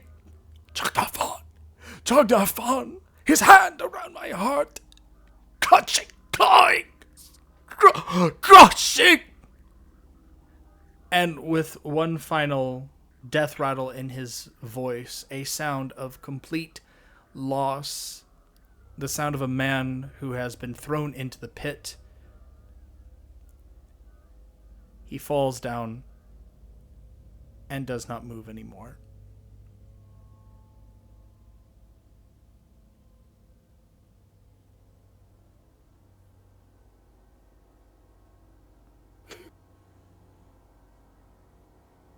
Phelan will finish looking around before he regards the body.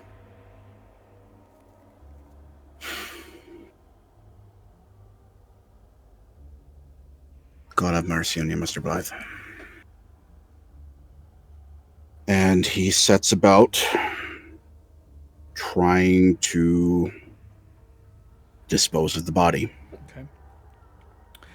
Okay. Go ahead while you're doing that. Give me a...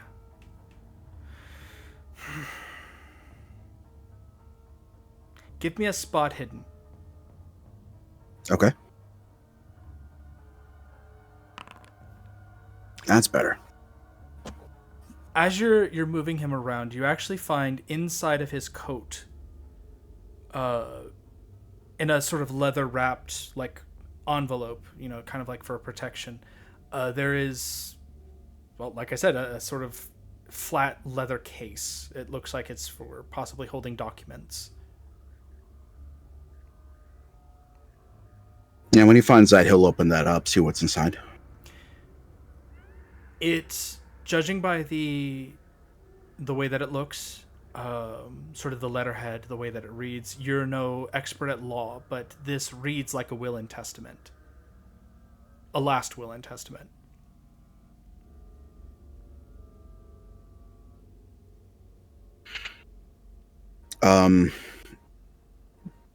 Can Phelan make out what it leaves and who it's left to?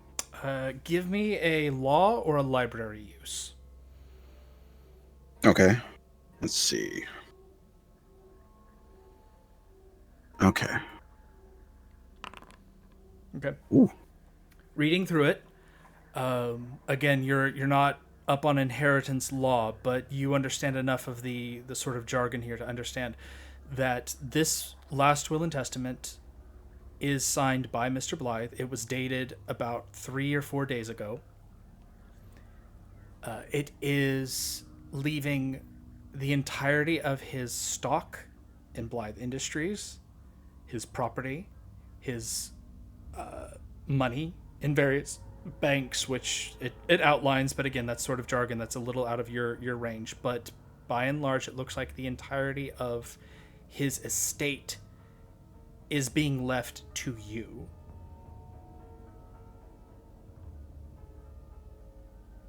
Oh. I think Phelan says that out loud as he's reading over it and sees that. Mm-hmm.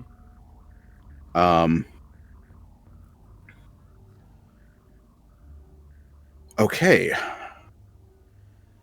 Phelan will tuck that back in the envelope Mm-hmm.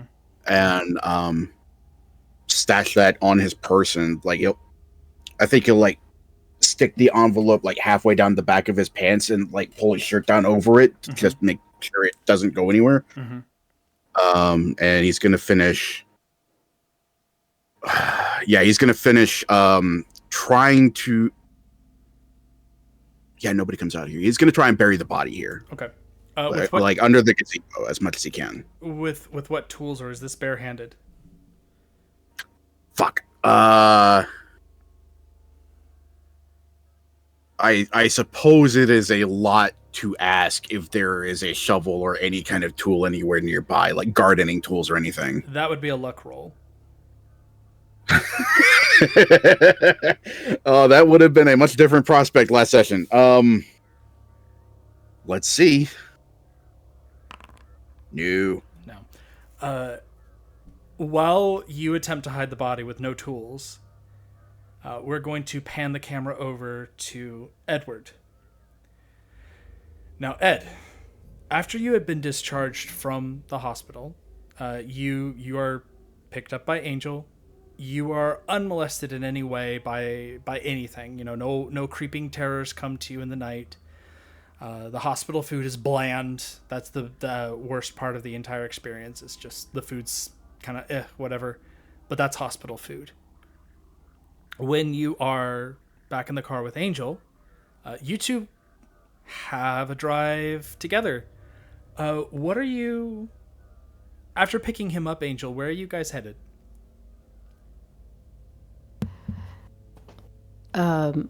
Well, she's going to ask him where he'd like to go. If he'd like to go home, or if he doesn't mind, she'd like to go back to the studio to listen to the tape.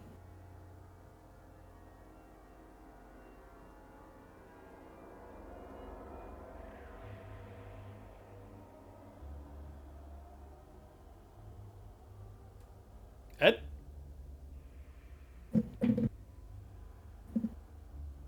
Oh. Might have scared him. Chakothraga took him. God damn, he went to sleep. He got knocked out. The med's too strong. The elephant got him. All right, while we're waiting on that, for Ed to come back, because he might have stepped away for a reason. Venus, you had that message delivered to you. Now, I would like for you, I'm going to do this with your sheet. I'm going to unlock your sheet. I'm going to give you a new skill. Oh.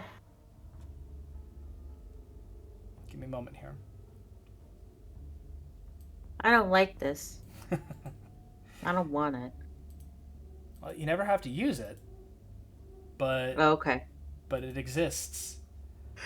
Great. Maybe. The other thing I would like to tell you is that I'm going to add a spell to your sheet when we're finished for the night. It will have all the details on how to perform it, how it functions. It will have a magic cost and it will have a sanity cost, but you are able to use this when you please. But again, there is a sanity cost for using it, so just be aware of that. Okay. Let me see here. We're gonna add in a new skill. Just gonna create a new skill.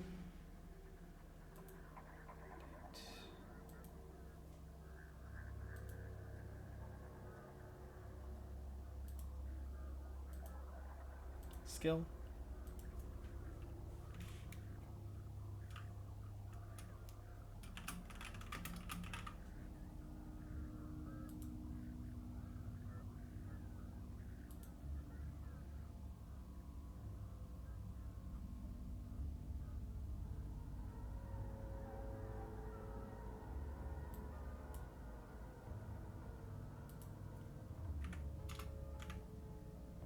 Oh, third eye. Yeah. Awesome. There you go.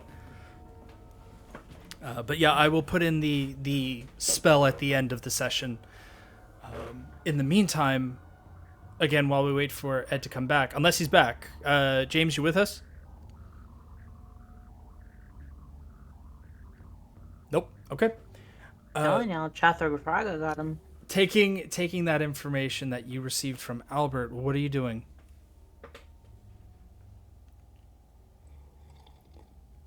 She's gonna try and call Ed, Angel, Fallon in that order. Okay. Since he's not here, I'm gonna make the executive decision that you two go where you decide, Angel. Ed may be a little bit woozy, so if you head back to the studio, it wouldn't be out of place.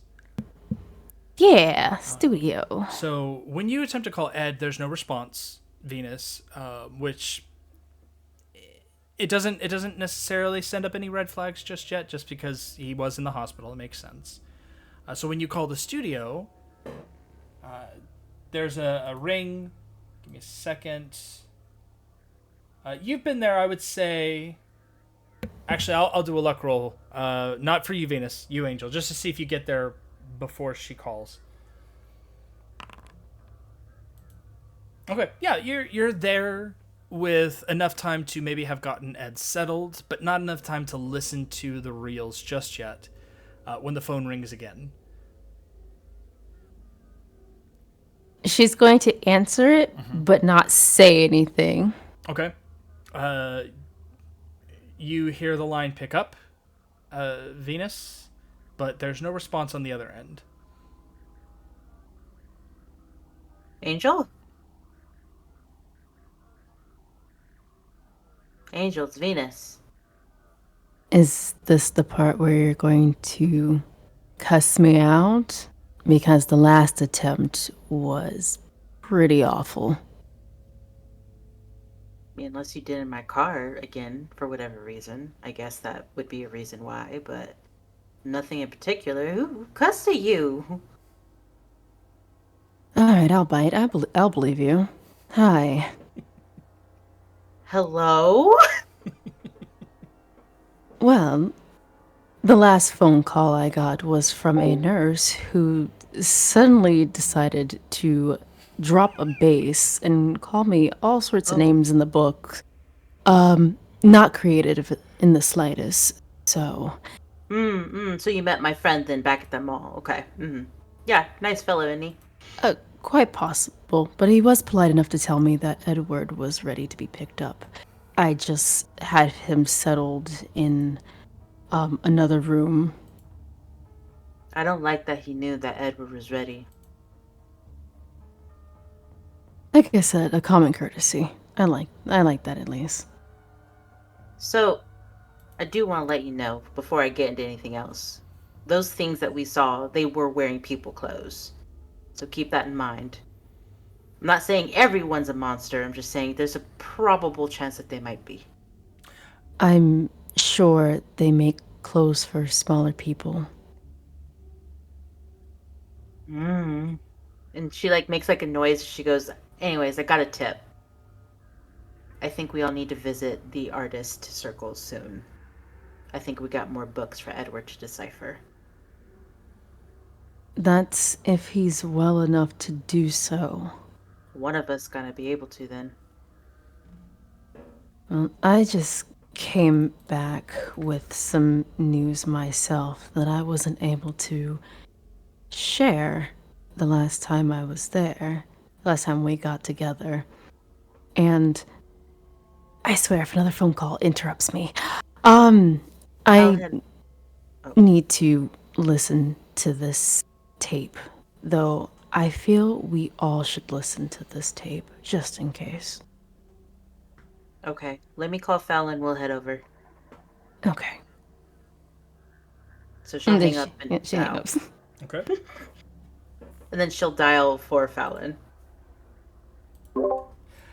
At this point, there's the person that responds actually is Phelan's aunt. Hello? Hi, this is an acquaintance of Fallon's. I'm Venus. Oh yeah, the aerobics teacher? Yeah, he figured I'd give him, been helping him through some physical therapy. But do you know where he's at? Is he there by chance? Well, he's not here. I don't know where he got off to. He should be in bed. I mean, he works the night shift, and staying up all night like that, it can't be good for him. Young people running around here doing that kind of stuff. But anyway, I don't know where he got off to. No, I'm sorry. Okay. Well, I'll let him know to head on home if I find him around. Thanks, though. Oh yeah, thank you. And could you make sure that he is taking care of himself? It's just I feel like I haven't seen him in a couple of days, and last time we talked, he seemed not quite himself. Just make sure he's taking care of himself, eating properly. You know how it is. I do, but I think you got a better judge than I do. I think he's a little too wily for me, but I'll do what I can. All right. Well, thank you very much. Oh, and you make sure that you want to, anytime you just let me know. You can come on over. We can have some coffee, and we can sit and talk. And I don't know. Do you know Miss Angel? She's an associate, yeah. Oh, she makes the most wonderful baked goods. We should all get together sometime. We can all just sit and have a ladies chat over coffee and some of her muffins. Okay. Yeah, muffins. Yeah, coffee, baked goods. Yeah, sounds fun. I'll catch you later. Oh, all right. Thank you. And she hangs up. Is there a direct number to the mall? There is. Yeah. I mean, you can call the mall office. She'll call the mall office just because in her head she's assuming that he went to work. Okay. Just to make sure he didn't go to work. Yeah. So call the office. Packadam Mall. How may I direct your call? Hey, did Fallon report to work? Well, Fallon. Let me see here. What office is he in, or what store does he work in? I can connect you. Would she know this? Near the restaurants, near the food section. Well, I mean, she knows he's a security guard. Oh, yeah, security guard. Oh, that's what he meant. Okay. I thought she was talking about where. Oh yeah, well no, because you didn't she assumed that you meant he worked in a store. Oh yeah, no, he's security. Security. Well, all the security guards checked in for the day shift. I don't see. Give me a second. Oh, he's the night shift. He's the night shift guard. Well, it looks like he clocked in last night. Looks like he forgot to clock out though. Okay. That's all. That's all I wanted to know. All right. Well, if there's anything else you need, just don't forget to call. And of course, remember, for all of your shopping needs, Pachyderm Shopping Center should be first on your list. Mm-hmm. And she hangs up. All right. Ed, are you back? Yes, I'm sorry. No problem. So we just went ahead and said that Ed was still a little woozy from the drugs when he was taken out of the hospital. You are presently in Angel's studio. A call just came from Venus saying that they had a talk. What is Ed doing right now?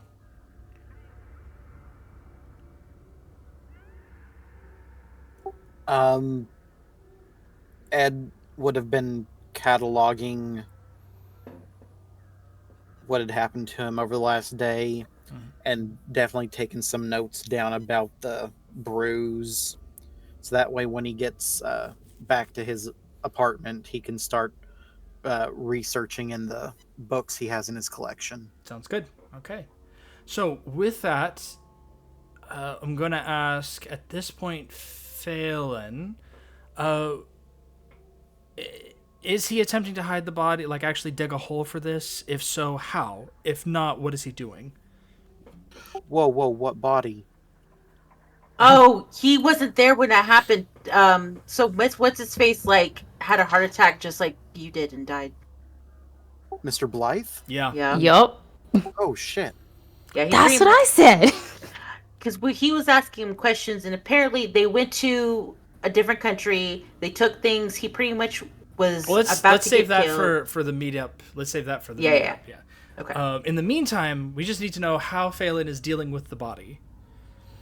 So Phelan is going to try and break a beam off of the railing of the gazebo to try and dig with. Okay.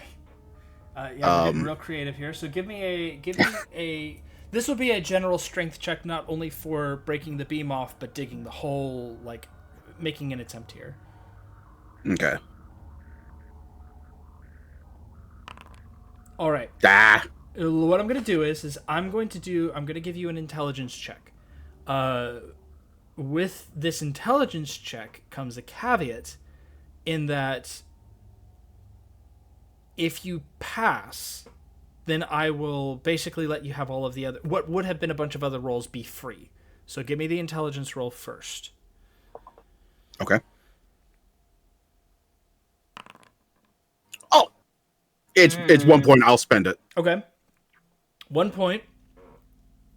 As you're looking at this, the gazebo itself is rickety enough, but large enough to conceal a body. The boards that you're standing on are pretty loose. If you found a way to pry them up, you could probably put his body under the gazebo. And then just put the boards back in again. Okay. It'll take some time and some elbow grease, but you could do that. Yeah. Phelan is going to, if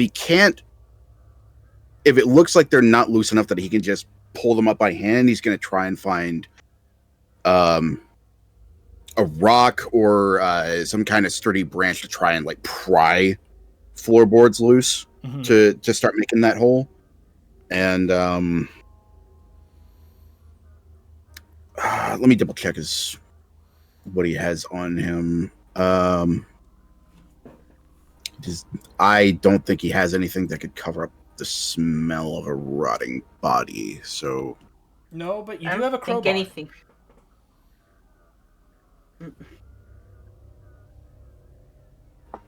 Okay. Yeah, I wasn't sure if he would have taken that out, but yeah. And that one because it's been a constant, so I'll let you have that one. Also, okay. You were gonna say something, Venus, about the smell of a rotting body? I was gonna say I'd be really surprised if anyone had one for that. That's a pretty important smell. Yeah, the St. John's is not gonna cover that smell. Yeah, that's what I figured. So the thing is that you are working with a bandaged hand that has stitches. So, I will let you effectively do this in the normal amount of time it would take, but it is going to cost you 1 HP to do so. Otherwise, this is going to take you a couple of hours, and it'll probably be sundown by the time you're finished. Yeah, I think he'd be trying to spend as little time as possible doing this so that someone doesn't walk up on him. Okay. Yeah, so dock yourself 1 HP.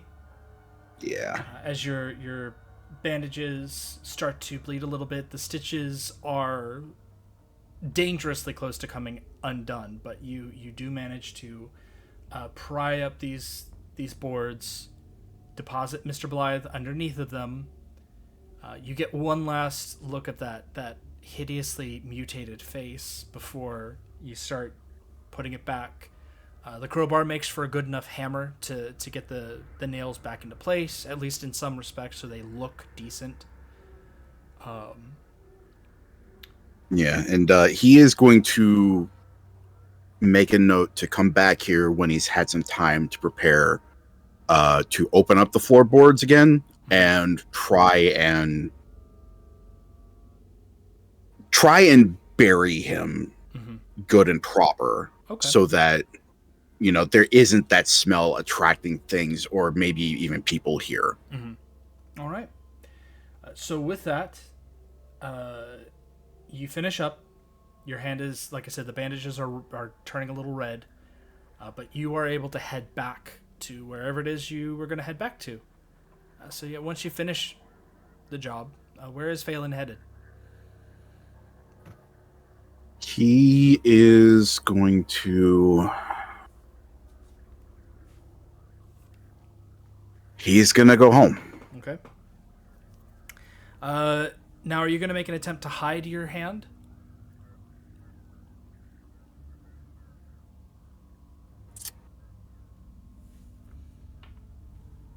Yes. Okay. Yes, you. All right. So, as you are stepping inside, go ahead and give me I believe, sleight of hand. Give me a sleight of hand check. Okay. All right, so you're doing that thing where, like, as soon as you come inside, you're making your way right upstairs. You hear your aunt call from downstairs. Phelan, is that you? Hi, it's me. All right. Miss Venus called. She said that she needed to talk to you. All right. Did you say where? Actually, give me a second here, because I'm going to roll for her to see if she remembers.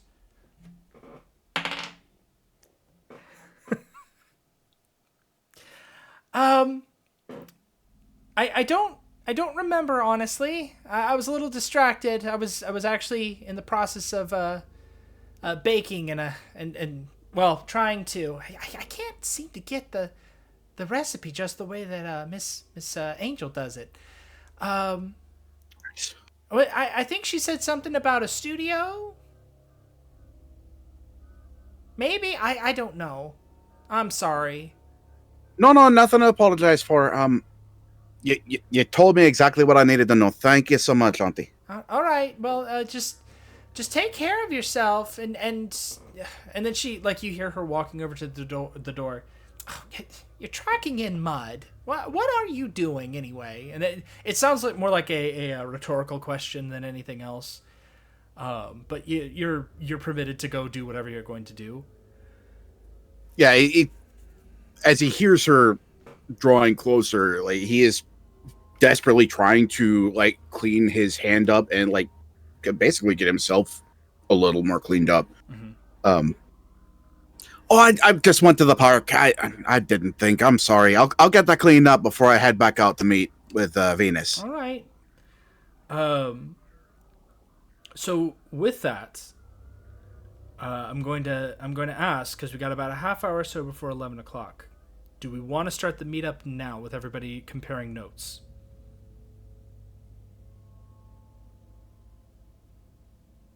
I think so. I'm good for it. Sure. Yeah. All right. Then, as the party draws together, our intrepid investigators draw together, you make your way. Some of you are already there. Some of you need to make your way there.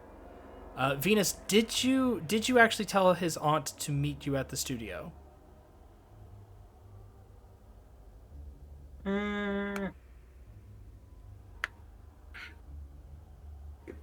She said she probably said she was going to pop by the usual place. Okay, usual place then. Then I will retcon that and change that to the usual place that your aunt tells you, as opposed to studio.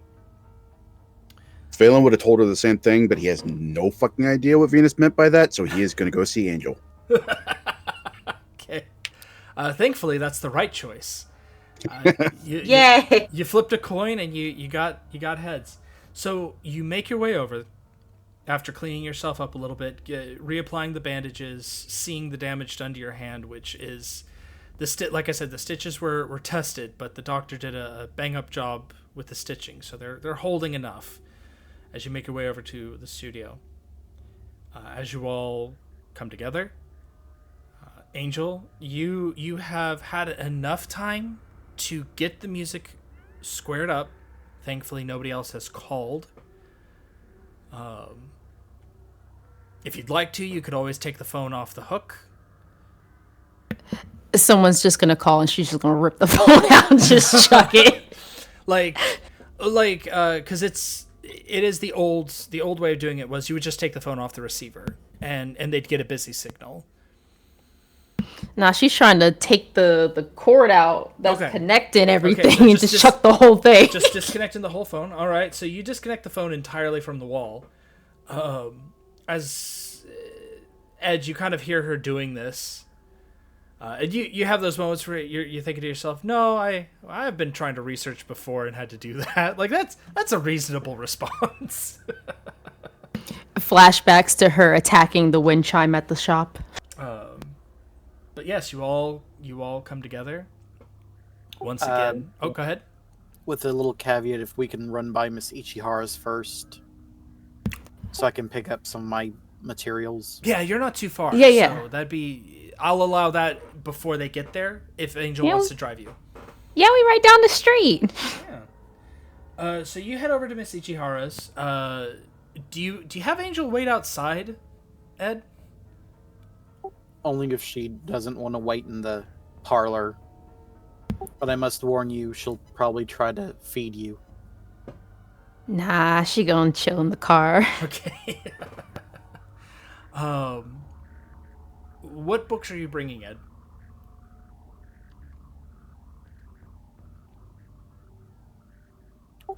The Incomplete Necronomicon and the Magic in Theory and Practice. Okay. Bringing those with you down, you get back in the car, you head back over to the studio. It's around that time that the rest of the party arrives. And once everybody has been settled, the floor and the table for discussion is yours.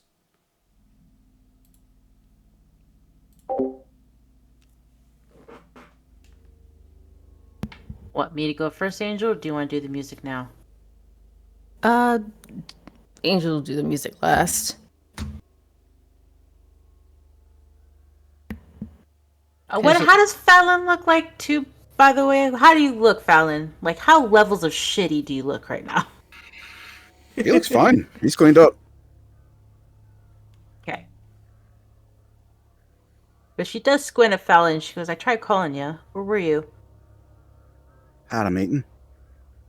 A meeting? Also, listen to the music. She's like squinting hard at him.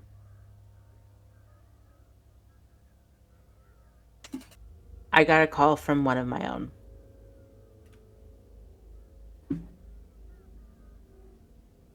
Apparently that symbol, that weird whatever you might call it, that Mr. Ed here touched, it's a protective symbol.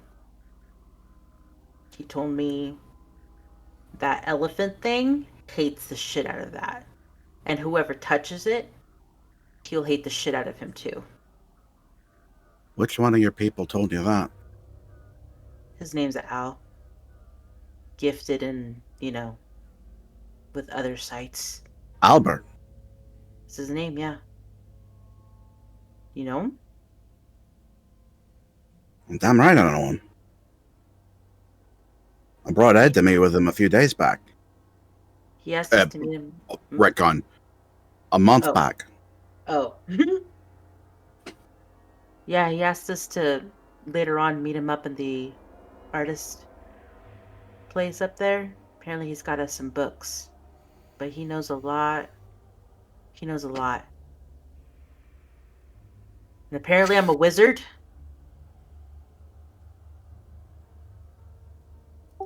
Please elaborate.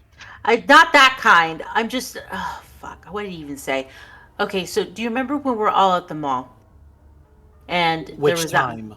The most recent, fuck it, we're out of here time. During that moment, when that monster was chasing you, Fallon, I saw you through its eyes. I felt it inside me squatting down, like as if I was a part of it. And Al knew that. Apparently, I can see shit. Wait. So it swapped places with you? Or did you jump into its head?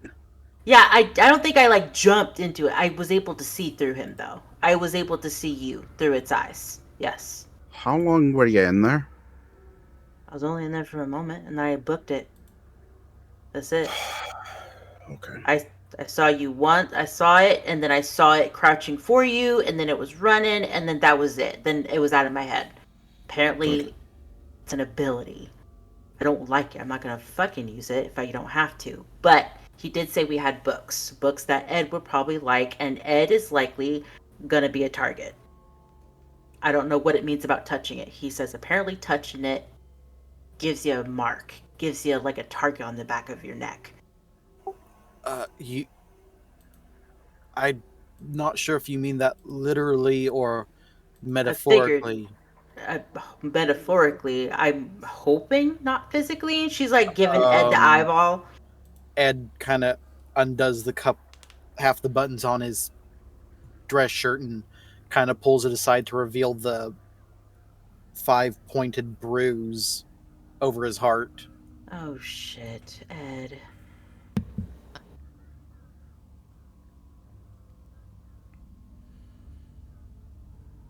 Okay. Is there any more surprises? Well, that talisman is going to be real helpful, but it's not going to be good if we have to use it. It's going to be good, but not good at the same time. I was speaking crazy, but apparently that thing hates it. So it is a boon as well as a bane. Yes. That ain't the only thing it hates. It hates that voice on the radio. The one that tells us about the deaths before they happen. So it's not a part of it? Mm-mm. That's something else. Shit, that's another problem. Might not be a problem, but we should find where it's coming from so we can use that. Okay. So, books, radio signal, and then we're gonna listen to some music. Hopefully it's not gonna be like the last time you heard my music. It feels different. Hmm. She looks like weary, but she's like, yeah, let's do it. I was gone to see a family member who was in Finches Hook a long time ago. Because of what's happening, I needed some answers. And she owned that land where the mall was. Phelan sits up a little straighter at that. Back in her younger years, she and a bunch of people went to that place to stop a spirit or something out there doing something. They did a whole ritual and got rid of it. Well, at least they thought they got rid of it, hoped it was gone. She ended up taking the deed and watched over it for a few years until she was confident enough to sell it off. Some landowners or whatever bought it from her, and then somehow it got into Blythe's hands. She kept up with the ownership just to see what's going on, but she ain't been right since then. And, well, I ain't right either. Well, she told me that you can't really listen when you're talking. So, I think it's time for us to listen. Before we listen, do you remember if the place your kin had, do you remember if there was a basement there? Possibly. She said that her and the people went into that little shack, little house, little something there, and did the ritual. It could be possible that the mall is built on top of it. I think it is. And whatever they dealt with before,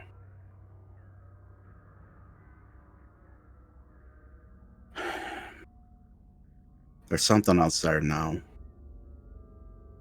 that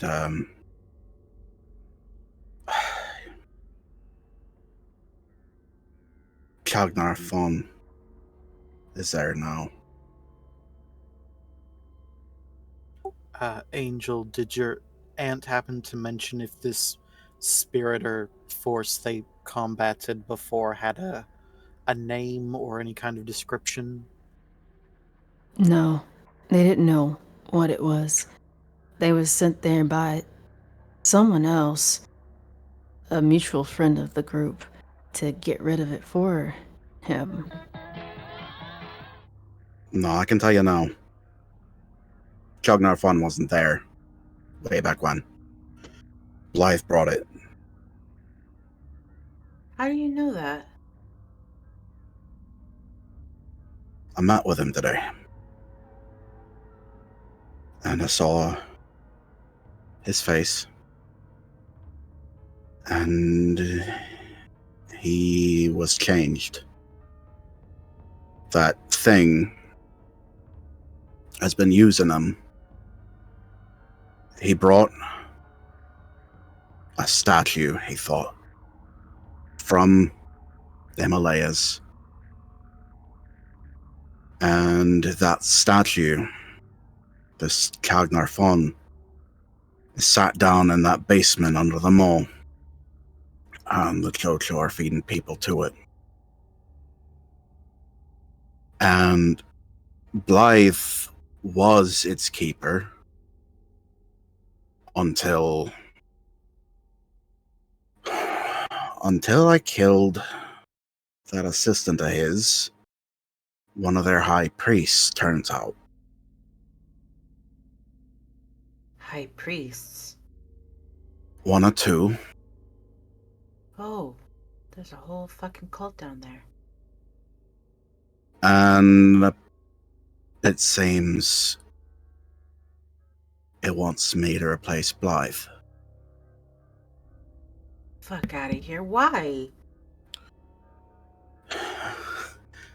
Because I showed it some fire that it liked. Well, ain't that some shit? Damn it. It saw you fight its priest. And I was able to escape its little bastard minions, so... So what does that mean? What does being keeper mean? Feeds on you. What do you... I said it. It feeds on you. It's been feeding on Blythe pretty much this whole time. What, does it just take a bite out of his toes? Like, how... Out of his chest. What the... So, Blythe passed on a parasite to you. That's No. eating his chest? There's nothing in me. It wants me. It wants He told me not to go back so that it wouldn't happen. So it was just like sucking on him like a mosquito. He slept by it every night. Oh. No wonder he looked like shit the entire time he was here. And now... Fly's dead. What happened?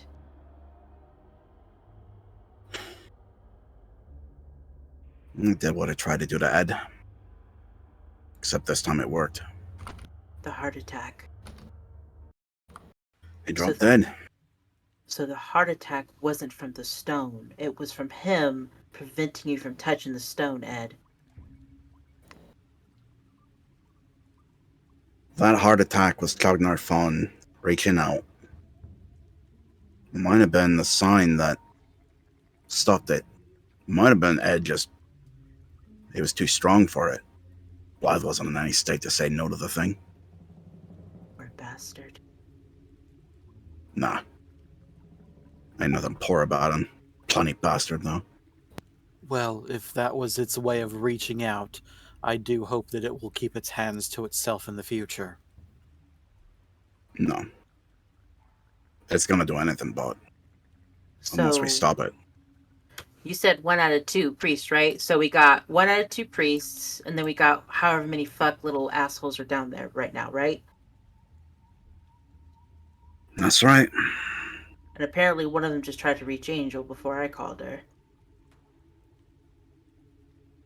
That appears to be something else that was called into this world. The thing inside Blind's office. The thing that pushed me. I don't know if it leaves the office, but if we kill that, that's gonna sure as fuck put a burr in its side. It's gonna mess with it.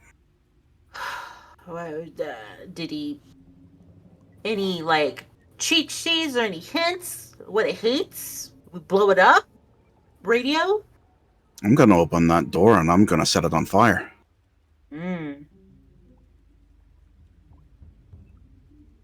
Yeah, yeah. I like that idea. I like setting that whole shit place on fire. A great idea. That's not gonna do it. I know. We gotta get in there and pull it root from stem. So we have this entity coming after Phelan. We have Venus being a wizard. We have Edward marked. And we have family matters. And you got music. You got your little show and tell. Little happy little family. Well, I mean, it could help us or it can kill us. I'm hoping the former, especially mentioned with the radio.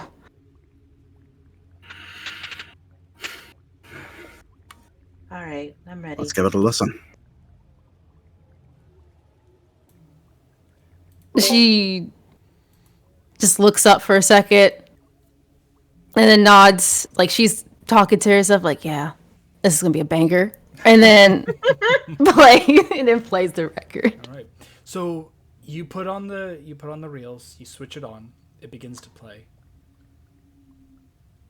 At first, all of you don't hear much of anything except a very deep resonant sort of hum.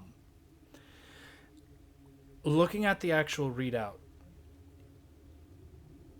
again, it's a recording studio. Looking at it, Venus, you understand what you're seeing.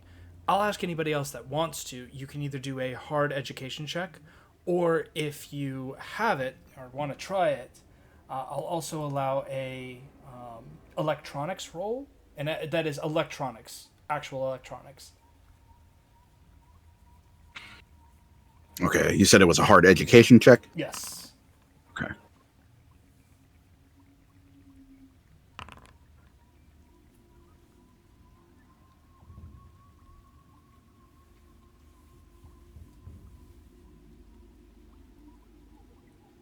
Okay. Did you want to try while you're there, Venus? Sure. Hard education.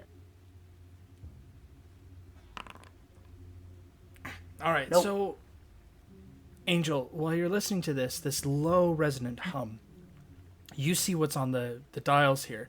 The dials indicate that sound is coming out, but even as you increase the volume, the actual volume of the thing doesn't become more audible. At least it doesn't increase in audibility like an increase in volume should cause.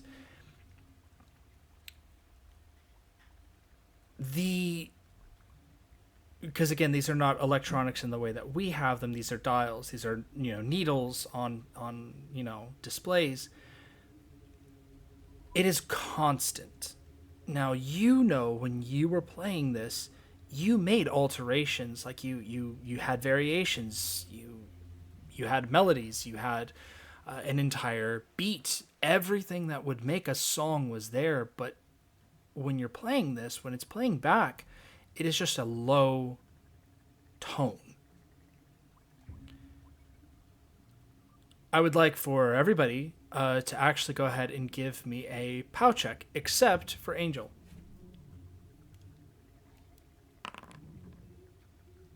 Nope. Angel, not to be offensive, but are you performing for like ants? Is this like a thing? And she just goes shh, shh, shh, and holds the finger up. So Venus, you're okay. It's a deep bass tone, and it kind of makes you a little queasy to listen to it. Phelan and Ed, it actually starts to kind of make you feel like nauseous, almost like you're having a migraine by listening to this for the 2 minutes. Like as it comes to an end, because it is only 2 minutes worth of recording, you start to feel actually sick. And it's a relief when it stops. When it actually is over, the migraine still kind of lingers, but it starts to subside a little bit.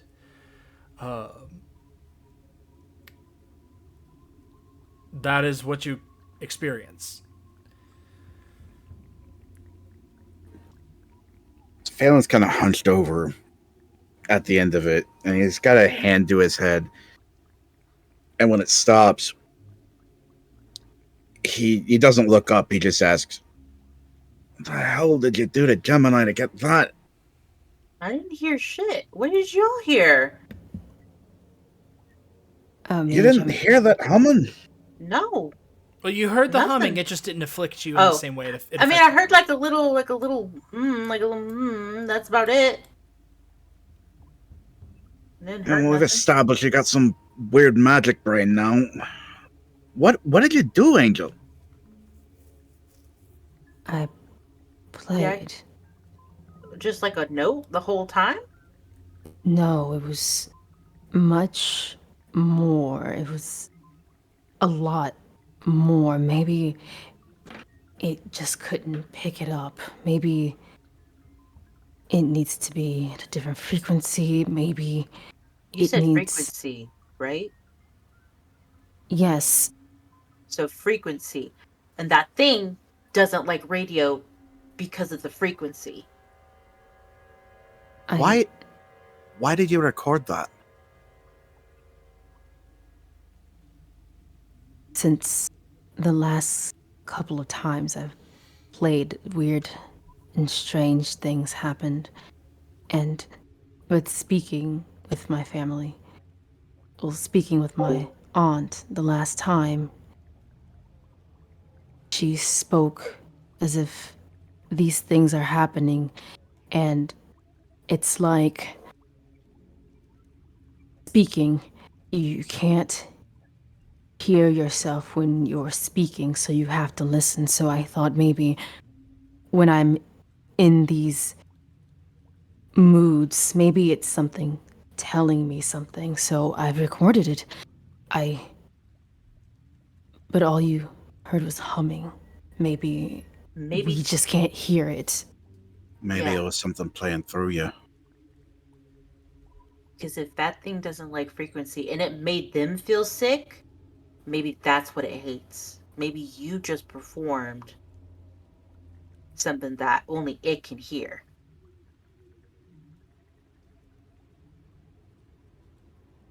Have you tried playing it on a different instrument? No, I haven't. Me and Gemini, we just have this thing, this bond, this understanding, and it flows much more easily through her. I mean,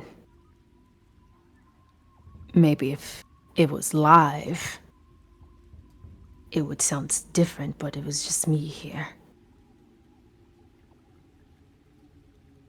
I don't know if you get any different result playing anything else. Besides summoning bodies, apparently, but I don't remember that. Yeah, that body was dancing. You started recording because you said you had a mood. What did you feel like you had to? Yes.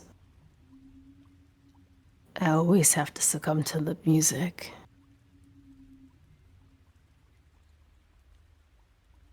Why wouldn't I?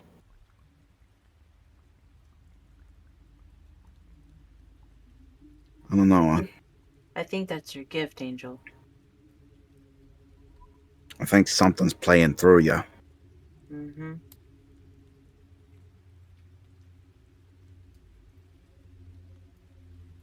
Hopefully the next time one of you will be in the audience to hear and see for yourself. Well, more intimately. Hopefully, yeah, won't be a bleeding headache. Common occurrence. So, what's next? Did you get a headache too? It made me feel quite nauseous. Huh.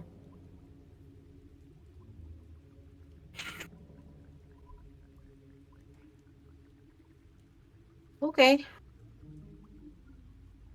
I think we should get Helga that stuff that she needs to build. Whatever it is she needs. Maybe that way we can find out where that voice is coming from.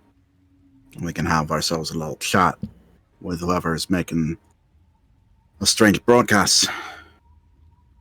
And then we'll need to visit the artist.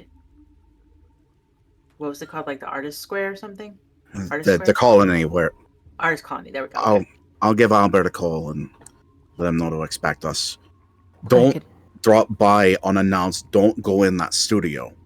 I know. If you go there, knock on the door. He told me we're not supposed to go through the regular way. All right. It's He real warned. important that you don't. He warned me with some bullshit, so I'm gonna. All right. Well, he didn't warn everybody else, so making sure everybody knows.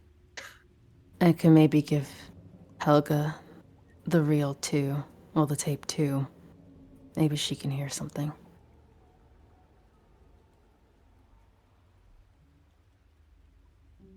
And you said that thing called you too and said that he was ready, right? So we might be getting more house calls from them, depending on how much we dig. Well, he called to call me a bunch of names and threaten my life and my family, which, not uncommon, but yeah. Fun times. So then we consider being armed discreetly.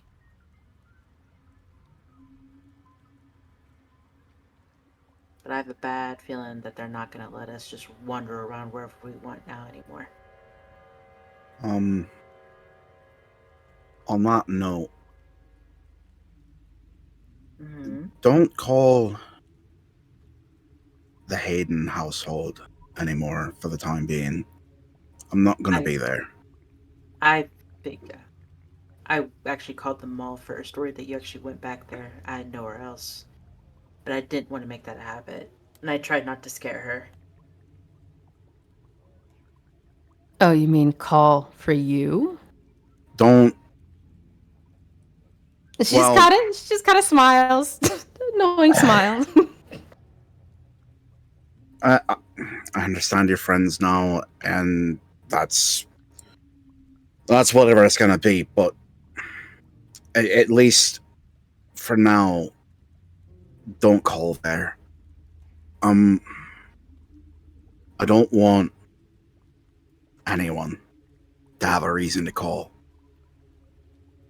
My aunt had a dream she told me about. She may have had more, but she had a dream about the thing. And she doesn't know what it meant. She saw a big tent with an elephant in it. But I want to keep her and my uncle out of it. All my family there, I want them out of it. Well, Phelan, that works both ways. Don't throw yourself into too much danger to where we have to call. You should be by When I find another place to rest my head for a little while, I'll let you know how you can get in contact with me. But not there. Do you really want to be by yourself now? I'm not going to put them in danger. I'm not asking you to stay with them. I'm asking you to stay with us.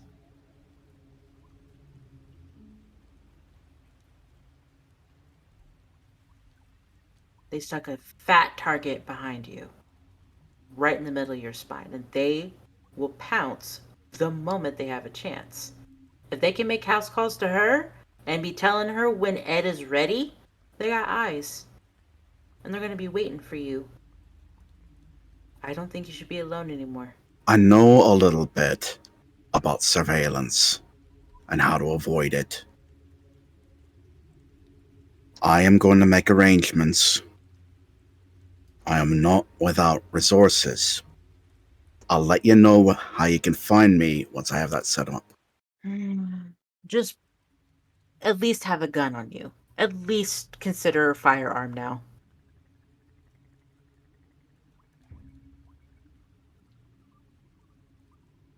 I think if you ever stopped telling people their business, your head would explode. So I'm not going to tell you to stop. But I'll let you know how to reach out to me once I have something. I'll be fine.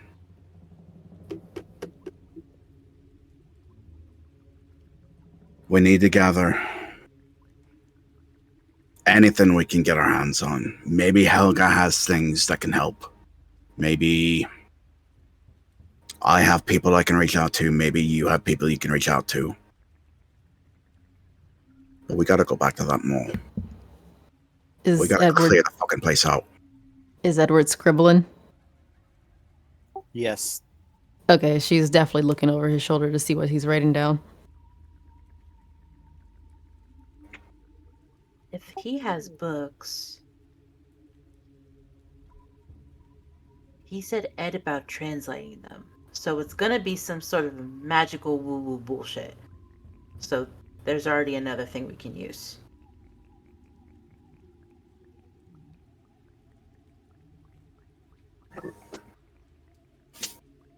We'll also have to keep an eye on Ed, too.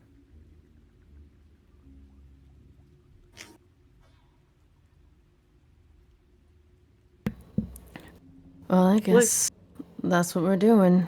Gathering stuff and heading to Helga's the next time to get this started. Yeah. And then we'll plan our attack. Did that Blythe, did he ever say anything about where to find them? The basement, right? That door that's always locked? Yeah. They have deliveries made every Sunday. And that's something else we need to take care of. Because the next delivery they make, it needs to be something that can kill them or fuck them up. So we poison him, or at least maybe drug him up a little bit. And then she looks at Angel. Real quick to clarify, the ritual takes place on Sunday. The deliveries are made before that day, though. Right, that's what Phelan wanted to know about, is when the deliveries were going. Yeah, so he didn't specify when they happened. They just will have the food delivered before Sunday. Okay. Alright, that's something Phelan's going to check into then. So then we'll find out when they deliver. We'll put Angel's little magic dust in there, or we'll do something to make it fucked up so that way they're not going to be as potent.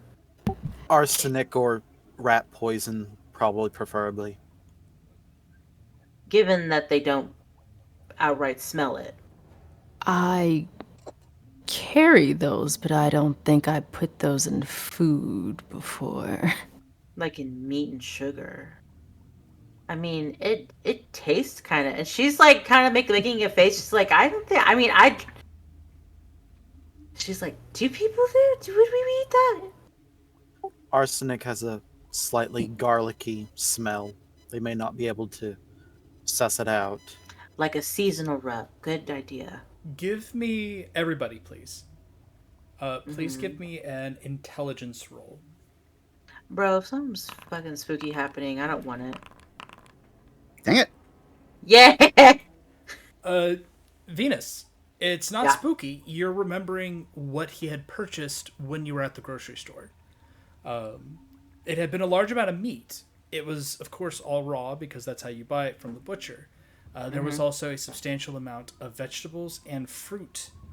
A lot of fruit, more fruit than vegetables, but there was produce. He also purchased a lot of bottles of wine. Wine. I remember when he was shuffling out in his car, there was a bunch of jingling and jangling. It's wine. Fruit, meat, a little bit of veggies, but he had a shit ton of wine. That's where we can get them. As far as anyone knows, I still work for Blythe. I can drop by, tell them that I'm making sure everything's still in order for the next delivery, find out when that is. Good idea.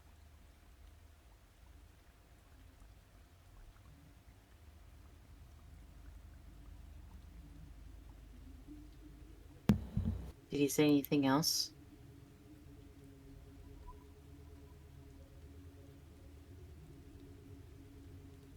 Anything that was important? That was it before the old bastard croaked. Hmm.